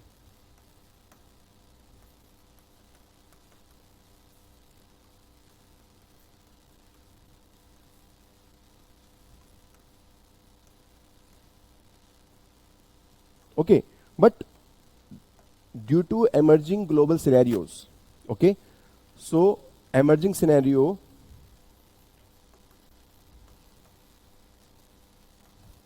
like the conflict, the conflicts, जो भी conflicts हमारे हो रहे हैं, जैसे कि रशिया वर्सेस यूक्रेन, तो because of this conflict the ideological stand of the countries is pushing them to withdraw the companies from certain countries, जो उनकी दूसरे कंट्रीज में थी, वहां से अपनी कंट्रीज को अपनी कंपनीज को विड्रॉ करने की वो ऑलरेडी एफर्ट ले रहे हैं उसके लिए। तो कॉन्फ्लिक्ट की वजह से and due to the policy of protectionism, they want to protect their jobs, they want to provide the job to their own people, right? So they want to reshore their companies into their own country, right? So offshoring में होता है कि वो अपनी company को बाहर लेके जाते हैं, एंड रीशोरिंग में होता है आपका that they come back to their home country.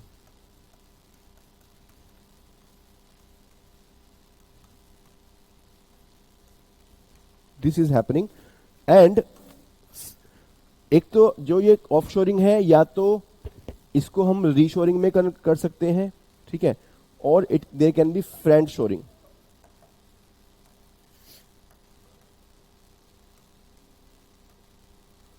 Friend shoring और ally shoring.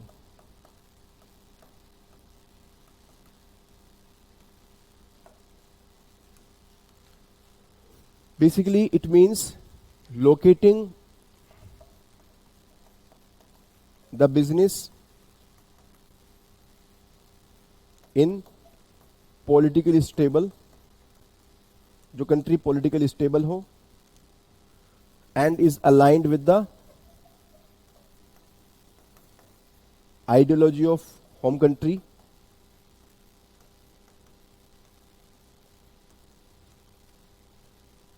and which shares the strategic interests.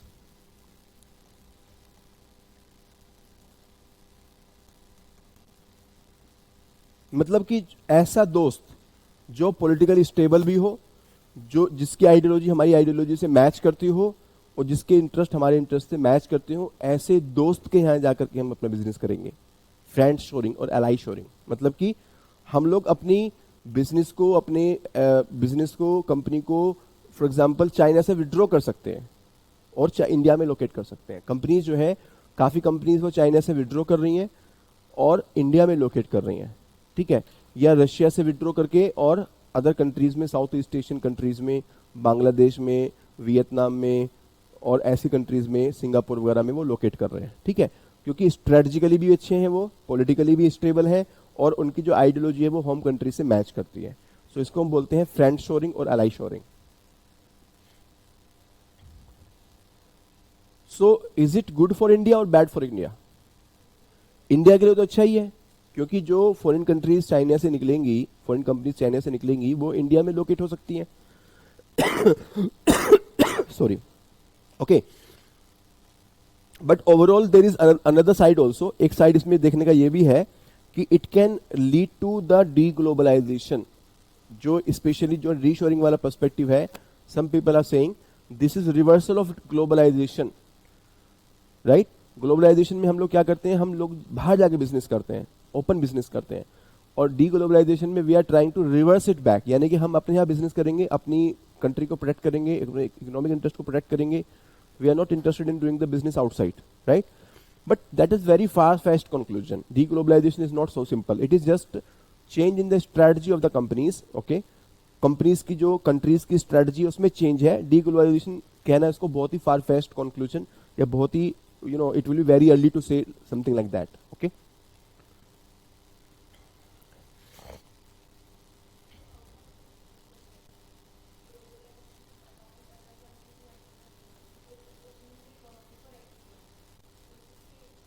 Reshoring की बात तुम कर रहे हैं।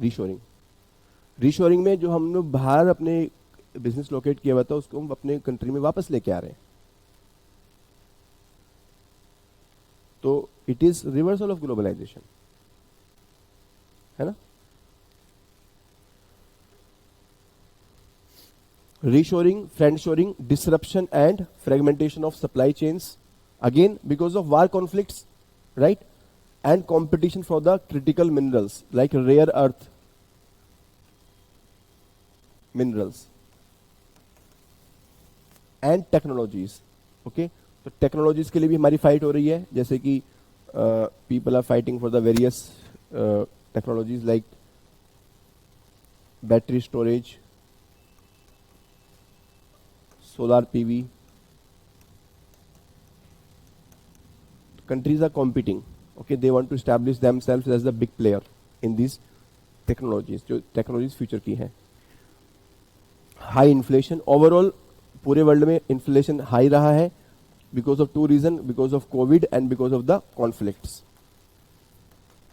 पहले कोविड की वजह से और बाद में कॉन्फ्लिक्ट की वजह से. हाई इंटरेस्ट रेट रहा है again because of the same reason. Inflation ज्यादा रहेगा तो इंटरेस्ट रेट भी ज्यादा रहेगा. अब इंटरेस्ट रेट अगर फॉरेन कंट्रीज में ज्यादा होगा तो इंडिया के लिए बेनिफिशियल है या नुकसानदायक है?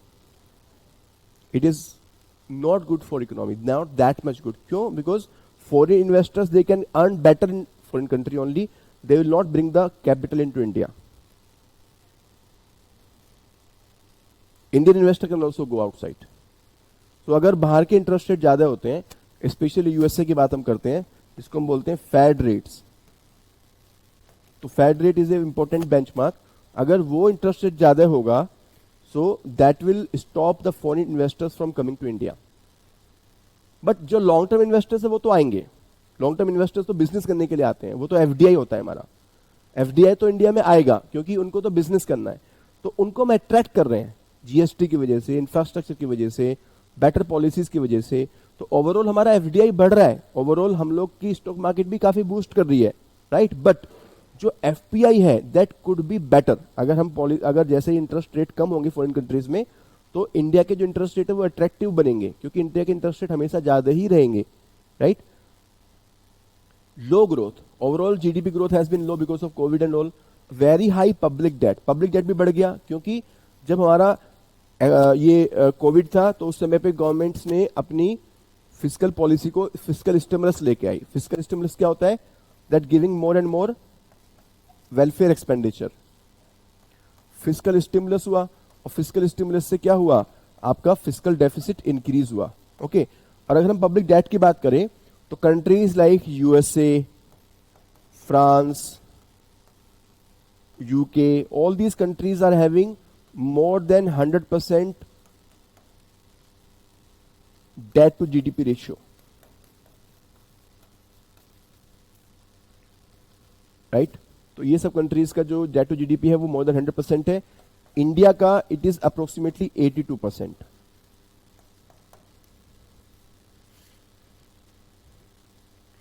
तो कंट्रीज जो आपके foreign countries specially develop countries हैं, इनका जो हमारा जो पब्लिक डेट है that is comparatively at the higher level as compare to India. But you know we can not say India is better because of this reason, because they are developed, very high developed. उनकी GDP भी काफी अच्छी है. तो their repaying capacity is also better than India, so they can sustain that level of loan, right. And best is China. China का is approximately 70%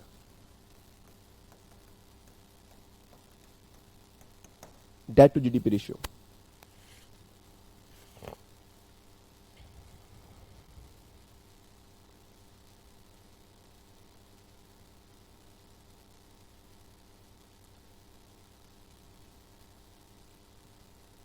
okay, so ये जो चीजें हमने यहाँ पे डिस्कस की, how can you use this? अगर क्वेश्चन आता है the challenges to the Indian economy, we can use this.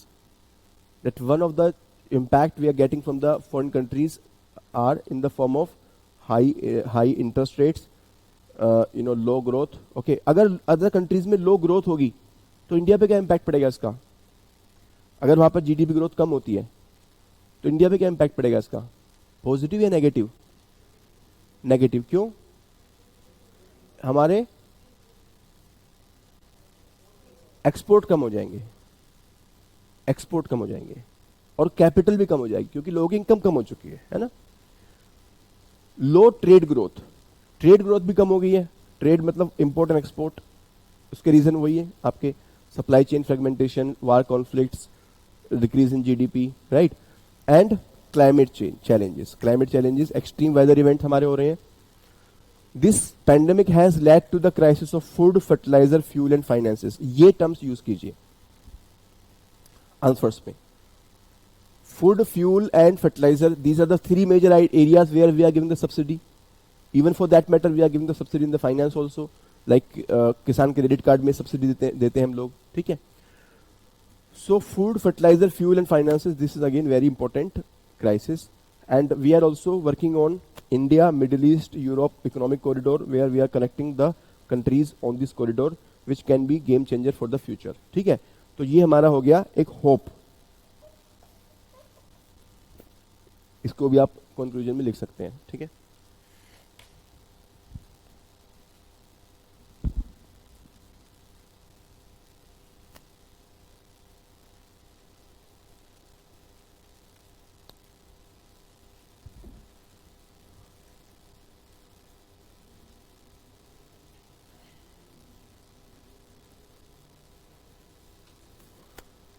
Just quickly read these ones. Just coming in a minute.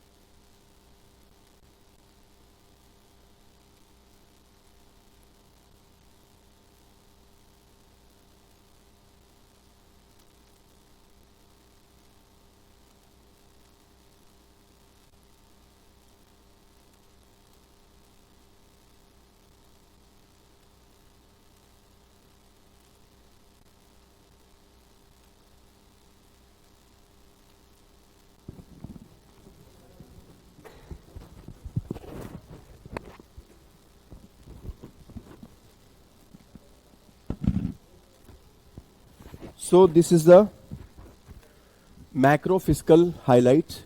Okay, so some of the aspect I'll just highlight, and after some time we will see the things in detail, right? Interest payment account for 25% of the total expenditure, 40% of revenue receipts. Okay, यानी कि interest payment हमारा one of the highest component है, right? The receipts other than borrowings they are increasing, and tax revenues are also increasing, right? This is good. Now the estimate for the nominal GDP is 10.5% in next year. So nominal GDP is basically the real GDP plus inflation, है ना? और real GDP कैसे निकालते हैं? Nominal GDP minus inflation, right? Revenue deficit जो target हमारा है that is 2% of GDP for the next year. Revenue deficit ideally कितना होना चाहिए? 0% होना चाहिए. FRBM एक्ट ने बोला था ये, ठीक है? एंड हाँ जी, नहीं एग्जैक्ट जो आपको नॉर्मल डेफिसिट है, नॉर्मल, हाँ जी हाँ जी हाँ जी. फिजिकल डेफिसिट जो है वो हमारा टारगेट है 5.1% का, राइट? एंड न्यू स्कीम्स वगैरह हम देखेंगे अभी, ठीक है?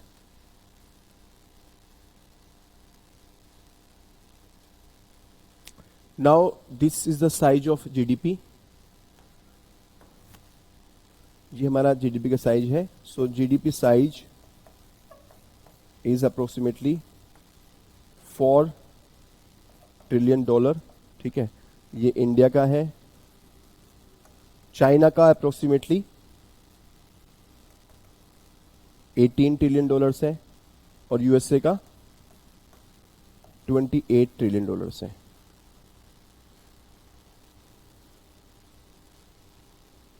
जो जीडीपी में रैंक है, इंडिया का जो रैंक है वो नॉमिनल टर्म्स में कितना रैंक है?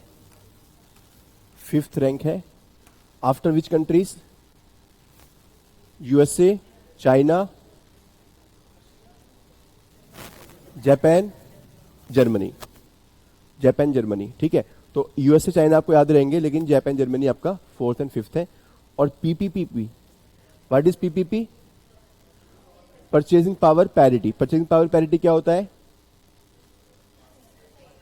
कि सेम चीज को अगर हम इंडिया में या इंडिया में और यूएसए में बाय करने जाएं, सपोज 1 किलोग्राम मिल्क को हमें इंडिया में बाय करना है और हमें मिलता है 60 रुपीज में, और हम फॉरेन कंट्री में जाएं वहां पे हमें मिलता है $2 में, सपोज यूएसए में $2 में मिलता है, तो परचेजिंग पावर पैरिटी से हमारा एक्सचेंज रेट हो गया $2 for 60 rupees, that means $1 for 30 rupees, यानी कि डॉलर का रेट हो गया 30 रुपीज. वैसे अगर हम मार्केट में जाएंगे तो मार्केट बेस्ड रेट कितना है हमारा अभी? मोर देन 80, ठीक है? तो 80 जो है हमारा नॉमिनल है, और 30 हमारा एक्चुअल पीपीपी बेस्ड है. तो पीपीपी बेस पर अगर हम देखेंगे तो हमारी जो रैंकिंग है वो 3rd आती है after USA and China. GDP growth. GDP जो हमारी ग्रोथ है दैट इज बेसिकली जो हमारी नेक्स्ट ईयर की ग्रोथ है वो हमने थोड़ा सा इसको कम एस्टिमेट किया है, ठीक है? और ये 21-22 में हमारी ग्रोथ हायर थी. उसका रीजन क्या था? Base effect. बेस इफेक्ट क्या होता है? जीडीपी जो ग्रोथ होती है वो क्या, जीडीपी ग्रोथ में हम कौन कौन सी फिगर्स कंपेयर करते हैं? करंट ईयर की और प्रीवियस ईयर की, ठीक है? अब सपोज आपने प्रीवियस ईयर में ग्रोथ ही नहीं की, जैसे अगर एग्जांपल लें अपनी स्टडी से, तो आपने पहले दिन 2 घंटे पढ़ाई की, उससे अगले दिन आपने 10 घंटे पढ़ाई की, तो आप बोलोगे सर मेरी ग्रोथ हुई है कितनी? 400% ग्रोथ हुई है, 400% ग्रोथ हुई है मेरी. तो ये वो वाली ग्रोथ है, क्योंकि इससे पहले ग्रोथ हमारी नेगेटिव में चली गई थी, ठीक है? इसलिए हमारी काफी हाई ग्रोथ दिखी थी ये. तो बेस इफेक्ट की वजह से हमारा ये ग्रोथ काफी हाई था. सीपीआई बेस्ड इन्फ्लेशन, हमारा टारगेट कितना होता है? 4% ±2%, यानी कि जो कोर टारगेट हमारा कितना हो गया? 4%. जैसे हमने बताया कि 22-23 में हम लोग का ये टारगेट फेल हो गया, मोर देन 6% पहुंच गया. उसके बाद हमने 22 से एफर्ट लगाने शुरू किए, और अभी 23-24 के लिए जो हमारा एस्टिमेट है, ओके, एक मैं बताना चाहता हूं आपको, रिवाइज कराना चाहता हूं. जो हम डेटा लेके चलते हैं वो हम लोग 22, 23, 24, 25, 24-25 के लिए हम क्या लेके चल रहे हैं? एस्टिमेट्स, बजट बेसिकली, है ना? बजट एस्टिमेट लेके चल रहे हैं, है ना? और 23-25 के लिए हम क्या लेके चल रहे हैं, रिवाइज्ड एस्टिमेट, और 22-23 के लिए एक्चुअल। ठीक है, तो ये जो है स्टार क्यों लगा हुआ है यहाँ पे, क्योंकि ये एस्टिमेट्स हैं। अभी ये चीजें आपकी रिवाइज हो सकती हैं, क्योंकि अभी तो 23-24 में है ही, 24 में तो अभी भी ऑलमोस्ट 1.5 मंथ बचा हुआ है कम से कम, है ना। तो ये आपके एस्टिमेट्स हैं 4.5%, 4.4%, और नेक्स्ट ईयर के लिए हमारा जो एस्टिमेट है वो 4.5% है। Fiscal deficit 21-22, why the fiscal deficit was high, Covid, fiscal stimulus, और after that we are targeting, और इस साल का जो हमारा ओरिजिनल बजट टारगेट था दैट वाज 5.9%, ये हमारा बजट एस्टिमेट था, और revise estimate RE means revise estimate is 5.8%, that means it is better. अब ये बेटर में दो चीजें इंडिकेट कर सकता है, या तो हमारा इनकम बढ़ी या तो हमारा खर्चा कम हुआ। तो बेसिकली हमारा इनकम भी बढ़ा है और खर्चा भी थोड़ा कम हुआ है हमारा। ठीक है, नेक्स्ट ईयर के लिए हमारा टारगेट है 5.1%, इसको याद रखेंगे हम लोग। ठीक है, और हमारा टारगेट कितना है फिस्कल डेफिसिट का, 2.5%। एनके सिंह कमेटी, और ओके, तो एनके सिंह कमेटी ने क्या क्या रिकमेंडेशन दी थी, फिस्कल ग्लाइड पाथ, मतलब कि एक रेंज में होना चाहिए, स्लोली हमें टारगेट को अचीव करना है।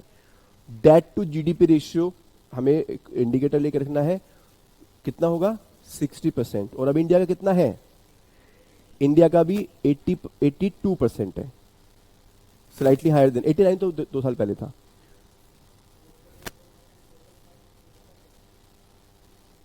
अभी पहले जो डिस्कस कर रहा हूं पहले कर लेते हैं डिस्कस। तो फिस्कल डेफिसिट, ये पब्लिक डेट हमारा कितना है, टारगेट हमारा कितना है 60%, और हमारा एक्चुअल कितना है मोर देन 80%। अब हमें अगर ये डेफिसिट कम करना, यानी कि हमारा लोन कम करना है, अब क्वेश्चन ये आ सकता है कि सर लोन कैसे कम करें, बेसिकली रेशियो कैसे कम करें। तो इस रेशियो में दो हमारे पैरामीटर है, we have debt and we have GDP. ये जीडीपी होती है नॉमिनल जीडीपी, है ना। हमेशा जो भी हमने इंडिकेटर्स कैलकुलेट करते हैं, ये मैं आपको अपनी तरफ से एक्स्ट्रा इन्फॉर्मेशन बता रहा हूँ, whatever indicator we have like debt to GDP ratio, और फिस्कल डेफिसिट में हम कहते हैं कि 3% ऑफ जीडीपी है या 5.1% ऑफ जीडीपी है, या हम लोग कुछ भी और जीडीपी से कुछ भी रेशियो को हम कैलकुलेट करते हैं, जैसे कि करंट अकाउंट डेफिसिट रेशियो हो गया हमारा। तो ये जो रेशियो होते हैं हमेशा नॉमिनल जीडीपी से काउंट होते हैं, रियल जीडीपी से काउंट नहीं होते वो। जो आप देखोगे वैसे रियल जीडीपी से भी कैलकुलेट कर सकते हैं हम लोग, दोनों जगह इन्फ्लेशन के एडजस्टमेंट करके, लेकिन जो गवर्नमेंट पॉपुलरली यूज करती है या जो भी हम लोग इसको पब्लिक डॉक्यूमेंट में देखते हैं वो हमारा नॉमिनल जीडीपी से लिंक होता है। वो नॉमिनल जीडीपी का परसेंटेज की हम बात कर रहे होते हैं। Are you getting my point? So nominal GDP की परसेंटेज ऑफ डेट होती है ये। तो इसमें हम लोग अगर डेट टू जीडीपी रेशियो कम करना है, how can we do that? Either we can reduce the debt, और इसके लिए हमें क्या करना पड़ेगा, फिस्कल कंसोलिडेशन करना पड़ेगा। Fiscal consolidation means we have to control the expenditure, और एक्सपेंडिचर में कैपिटल एक्सपेंडिचर कम करना क्या सजेस्टेड है इंडिया के लिए? नहीं, because we are developing country, हमें मल्टीप्लाई इफेक्ट चाहिए। रेवेन्यू एक्सपेंडिचर हम कम कर सकते हैं, इनकम बढ़ा सकते हैं, टैक्स रेवेन्यू इंक्रीज कर सकते हैं। तो या तो हमें रेवेन्यू एक्सपेंडिचर कम करना होगा और रेवेन्यू रिसीट इंक्रीज करना होगा, और otherwise what we can do is we can increase the size of GDP. GDP को बढ़ा सकते हैं हम लोग, नॉमिनल जीडीपी को बढ़ा सकते हैं। ठीक है, तो ये हमारा होता है नॉमिनल जीडीपी का रेशियो। नॉमिनल जीडीपी को हम बढ़ा सकते हैं या फिस्कल कंसोलिडेशन कर सकते हैं। तो बेसिकली अगर हमसे पूछा जाए कि हम अपने डेट को कैसे कम करें, डेट टू जीडीपी रेशियो कैसे कम करें, तो हम लोग को बताना होगा कि हमें फिस्कल कंसोलिडेशन भी करना चाहिए और हमें अपने जीडीपी की स्पीड भी बढ़ानी चाहिए, जीडीपी का साइज भी हमें अपना बढ़ाना चाहिए। ठीक है, तो दोनों ही सजेशन हमें देने होंगे। ओके, अब आपकी तरफ से क्वेश्चन आया था कि सर ये ज्यादा क्यों है? ये एस्टिमेट है, ये एस्टिमेट है। टारगेट तो हमारा 4% का ही है, मॉनेटरी पॉलिसी कमेटी का टारगेट तो 4% का ही है, लेकिन एक होता है ना कि कुछ चीजें हमारे कंट्रोल में नहीं है। ठीक है ना, तो अभी considering the present situation this is 4.5%। ठीक है, टारगेट हमारा वही है 4% वाला। Agricultural growth, agricultural growth 3.9%, 4%। Okay, जो हमारा टारगेट होता है वो हमारा 4% का होता है। जो हमारा टारगेट होता है वो हमारा 4% का होता है। एग्रीकल्चर सेक्टर में जो हमारा ग्रोथ टारगेट है वो हमारा 4% है। This year it has been low because of many issues, ठीक है, उसको हम अलग से एग्रीकल्चर सेक्टर में देखेंगे। इंडस्ट्रियल ग्रोथ, अब देखिए 21-22 में it was very high, base effect. Next year it was very low, base effect. यहां पर बेस इफेक्ट की वजह से बहुत ज्यादा दिखा और यहां बेस इफेक्ट की वजह से बहुत कम दिखा, ठीक है। तो ये जो आपकी एबनॉर्मेलिटीज है ये आपका बेस इफेक्ट की वजह से है, ओके। और करंट में हमारा जो एस्टिमेट है वो है हमारा है 6.5%, राइट। अगेन यहां पे क्या वो एग्जाम में पूछेंगे? नहीं पूछेंगे डेटा। ये सिर्फ जो एबनॉर्मेलिटीज है उसको, उसके रीजन क्या है हम सिर्फ वो देख रहे हैं, एक आइडिया हम ले रहे हैं, ठीक है। सर्विस सेक्टर ग्रोथ, अगर देखिए अगर हमसे पूछा जाए कि हाईएस्ट ग्रोथ कौन सा सेक्टर कर रहा है, एग्रीकल्चर, इंडस्ट्री और service, so answer is service. Service में हमारा हाईएस्ट ग्रोथ है 8.9%, ठीक है। हमारा हमेशा टारगेट होना चाहिए डबल डिजिट ग्रोथ का, 10% ग्रोथ का, ठीक है। एग्रीकल्चर में 10% ग्रोथ नहीं देख सकते, वहां पर 4% का होना चाहिए। लेकिन इंडस्ट्री और सर्विसेज और ओवरऑल जीडीपी वो डबल डिजिट का हमारा टारगेट होना चाहिए। ओवरऑल जीडीपी का टारगेट हमने कितना रखा नेक्स्ट ईयर के लिए?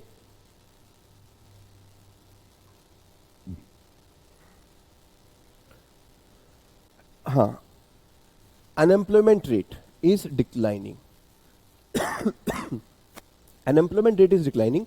First of all what is unemployment? Unemployment होता क्या है? बेसिकली अनएम्प्लॉयमेंट रेट कैसे कैलकुलेट करते हैं हम लोग? Unemployment indicate those people who are willing to work but not getting work. हाँ जी, हाँ हाँ, वर्किंग एज में, बिल्कुल। तो जो विलिंग है लेकिन जिनको काम नहीं मिल रहा है, ठीक है, in the working age definitely, divided by the labour force. Labour force means the total number of people who are willing whether getting work or not getting work in the working age. ये सब working age के अंदर ही है। तो this is how we calculate the unemployment rate. और unemployment rate हमारा decline हुआ है, इट इज गुड, ओके। ये डेटा हमें कहां से मिलता है? Periodic labour force survey. मैंने आपको बताया कि देखिए यहां पे हमें बैकग्राउंड एसोसिएटेड कॉन्सेप्ट को रिवाइज करते रहना है। Budget is a very important way to revise the economy. तो अपनी चीजों को रिवाइज करते रहिए। अनएम्प्लॉयमेंट डिक्लाइन होने का कारण क्या है? अब इसमें डिक्लाइन होने के दो कारण हो सकते हैं। या तो हमारी लेबर फोर्स कम हो गई है, ऐसा भी तो हो सकता है। सॉरी, लेबर फोर्स हमारी बढ़ गई है और विलिंग जो गेटिंग वर्क है वो हमारे कम हो गए हैं, है ना। बेसिकली कोविड के बाद अगर हम देखें हमारा अनएम्प्लॉयमेंट रेट कम क्यों हुआ है? क्योंकि the people they have started working on their own. People who are working in the formal sector now they have shifting to the informal sector. This is not a good trend. जो formal sector में काम करते थे उनकी job छूट गई और उन्होंने अपना काम करना शुरू कर दिया। तो वैसे देखने में हमें लग रहा है कि अनएम्प्लॉयमेंट हमारा कम हुआ है, but actually the quality of employment has declined. Quantitatively it may be good but qualitatively it is not good, ठीक है। और जो हमारी लेबर फोर्स थी, लेबर फोर्स में हमारी जो फीमेल्स थी जो पहले काम नहीं कर रही थी वो भी उन्होंने भी काम करना स्टार्ट कर दिया। We are talking about the lower rung of society, ठीक है। तो इस पॉइंट ऑफ व्यू से अगर हम देखें तो quantitatively it may be attractive but qualitatively it is challenging still, right. Focus areas में वी हैव 4 फोकस एरियाज: गरीब, poor, right, the youth, the farmers and the women, okay. ये आप रखिए हमेशा याद। ये हमारा एक एम्पैथेटिक एस्पेक्ट है इंक्लूसिव ग्रोथ। तो इंक्लूसिव ग्रोथ में हम कहां पे फोकस करते हैं? पुअर, यूथ, फार्मर्स एंड नारी शक्ति, दैट इज अ वुमेन। हमेशा याद रखिए, यूथ, फार्मर्स, नारी एंड गरीब। तो गरीब और फार्मर ये आपस में लिंक कर दीजिए, यूथ और फीमेल को आपस में। 2 कैटेगरी आप याद रख सकते हैं, young and women, farmer and poor, ठीक है। तो इंक्लूसिव ग्रोथ में हमारे 4 फोकस एरियाज हैं। ये हमारा इंक्लूसिव ग्रोथ हो गया, ठीक है।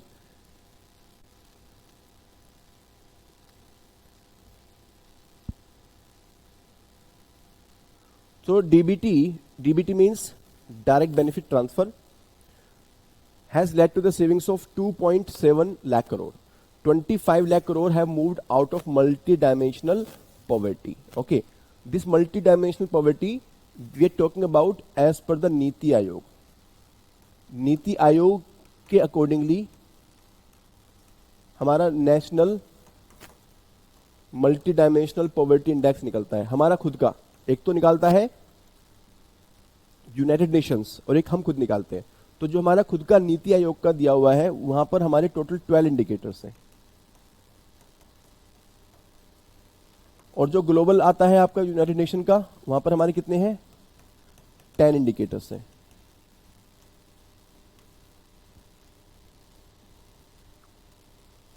Credit assistance to 78 lakh street vendors under the PM Swanidhi. So under this basically they are providing the collateral free loans.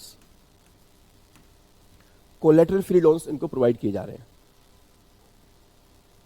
PM Svanidhi street vendors को कोलेटरल फ्री लोन्स प्रोवाइड किए जा रहे हैं.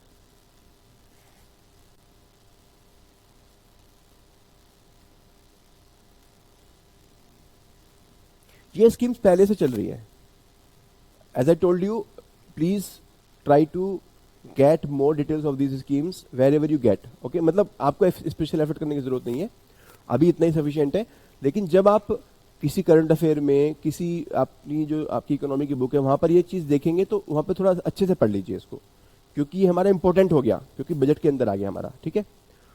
स्किल इंडिया मिशन, जहां पर हम skill develop कर रहे हैं, and fostering entrepreneurial aspirations of 43 crore sanction loans under PM मुद्रा योजना. पीएम मुद्रा योजना में हम लोग प्रोवाइड करते हैं loans for micro enterprises.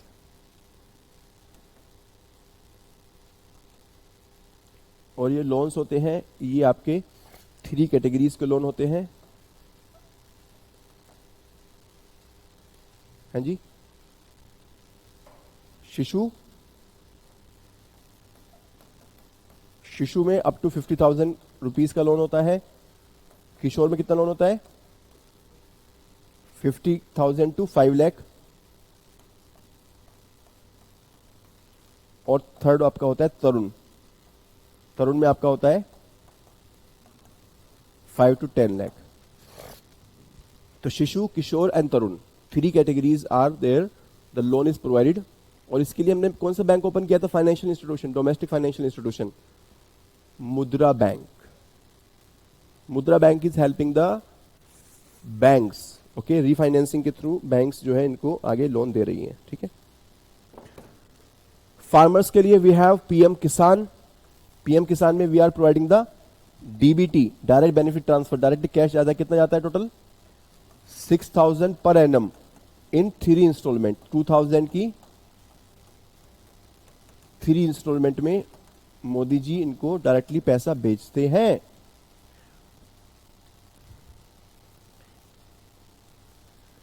PM फसल बीमा योजना, this is the umbrella scheme of the central government in the irrigation sector, so in the agriculture insurance sector. ठीक है, which is combining all the previous schemes and as an improvement over the previous schemes.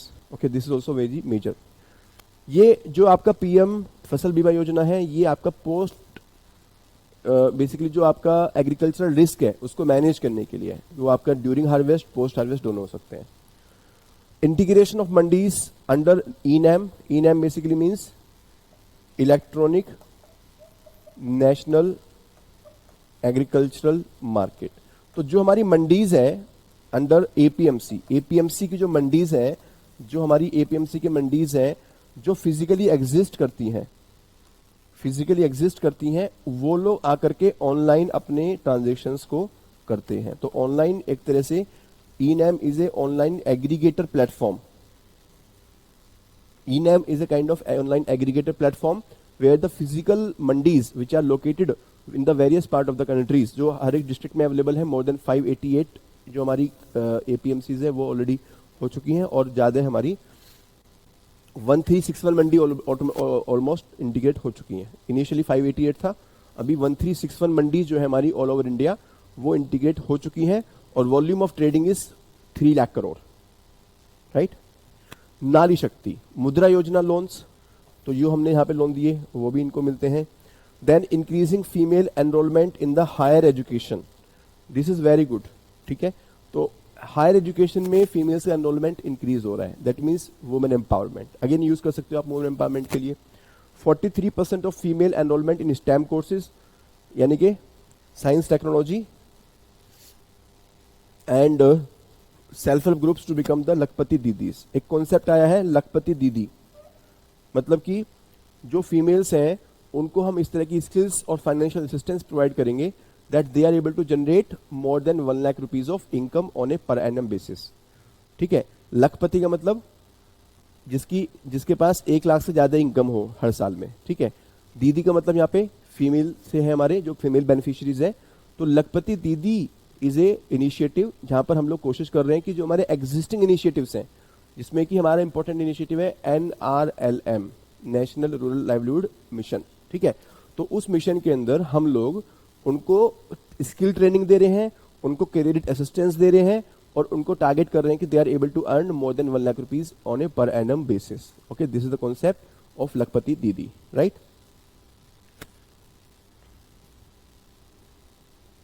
These things are further explained here, right? And a couple of more scheme for the poor. PM जनजाति आदिवासी न्याय महाअभियान, PM Janman. Okay, this was announced last year in budget 2023 for the PVTG family, particularly vulnerable tribal groups. These are the special tribal group which are very much excluded, जो आपके last mile पर हैं. And for them we are providing essential amenities, right? So this is for them, right?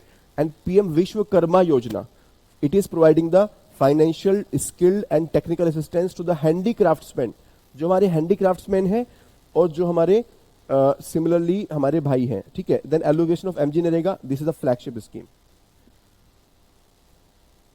Youth में we have discussed unemployment, education नई policy हमारी आई है, because of this we are saying that we will impart the booth. Mudra हमने discuss किया है. Then PM Shri, this is the basically revamping scheme. यहां पर हम लोग क्या कर रहे हैं, जो हमारे एग्जिस्टिंग स्कूल्स हैं जैसे कि केंद्रीय विद्यालय हो गए, जैसे कि नवोदय विद्यालय हो गए, and we have other similar schools जो हमारी स्टेट गवर्नमेंट के अंडर में स्कूल हैं, हम लोगों ने उन स्कूलों को infrastructurally, curriculum wise, technologically upgradation and revamping के लिए टारगेट किया है. यहां पर नए स्कूल नहीं बना रहे हम लोग, यहां पे क्या कर रहे हैं, एग्जिस्टिंग स्कूल को रिवैम्प कर रहे हैं, एग्जिस्टिंग स्कूल हम अपग्रेड कर रहे हैं infrastructure wise, curriculum wise, technology wise, ठीक है. तो ये हमारा है PM Shri school for rising India, ठीक है. मैंने आपको हमेशा एक बात बताई है कि सरकार का खर्चा नहीं बढ़ाना है. सरकार भी देखिए ये काम करती है. लखपति दीदी में भी उन्होंने कोई खर्चा नहीं बढ़ाया, पीएम श्री स्कूल में भी कोई खर्चा नहीं बढ़ाया. तो बेसिकली इससे क्या होता है, नई स्कीम लाने से नई एनर्जी आती है. चीजें पुरानी रहती हैं लेकिन उसमें एक नई एनर्जी आ जाती है कि उसको अब गवर्नमेंट फोकस कर रही है, ठीक है. उससे हमारी अटेंशन ग्रैब होती है, लोगों की अटेंशन ग्रैब होती है. उससे क्या होता है कि लोग अपनी सर्विसेज को डिमांड भी करते हैं. फिर इसको पॉजिटिव सेंस में भी लेना है, नेगेटिवली नहीं लेना है कि मोदी जी स्कीम का नाम बदलते रहते हैं. पॉजिटिवली भी देखना है इसको, ऐसा करते क्यों है, जिससे कि लोगों की अटेंशन जाए, लोगों की अटेंशन जाए ऐसी चीजों के ऊपर, और उसके लिए टारगेटेड एफर्ट हमारा हो, ठीक है. वेलफेयर ऑफ फार्मर्स, पीएम किसान डिस्कस किया, फसल बीमा, नैम हमने देखा, किसान संपदा योजना, ये हमारा फूड प्रोसेसिंग सेक्टर में है, और ये माइक्रो फूड प्रोसेसिंग, ये भी, ये सभी स्कीम्स जो हम लोगों ने रेस्पेक्टिव चैप्टर्स में डिस्कस किए हैं ऑलरेडी. अगर आप स्टैटिक क्लासेस में जाएंगे तो वहां से हम लोग इसको अच्छे से रिवाइज करेंगे एक बार फिर से. नारी शक्ति में भी हमने ये सब चीज डिस्कस की हैं. लखपति दीदी आवास योजना हमारी एक होती है हाउसिंग के लिए. देन कुछ ये डेटा है आपका, ठीक है. और अभी हमारा कुछ अप्रोक्सीमेटली 1 आवर का डिस्कशन बचा हुआ है. Will stop here.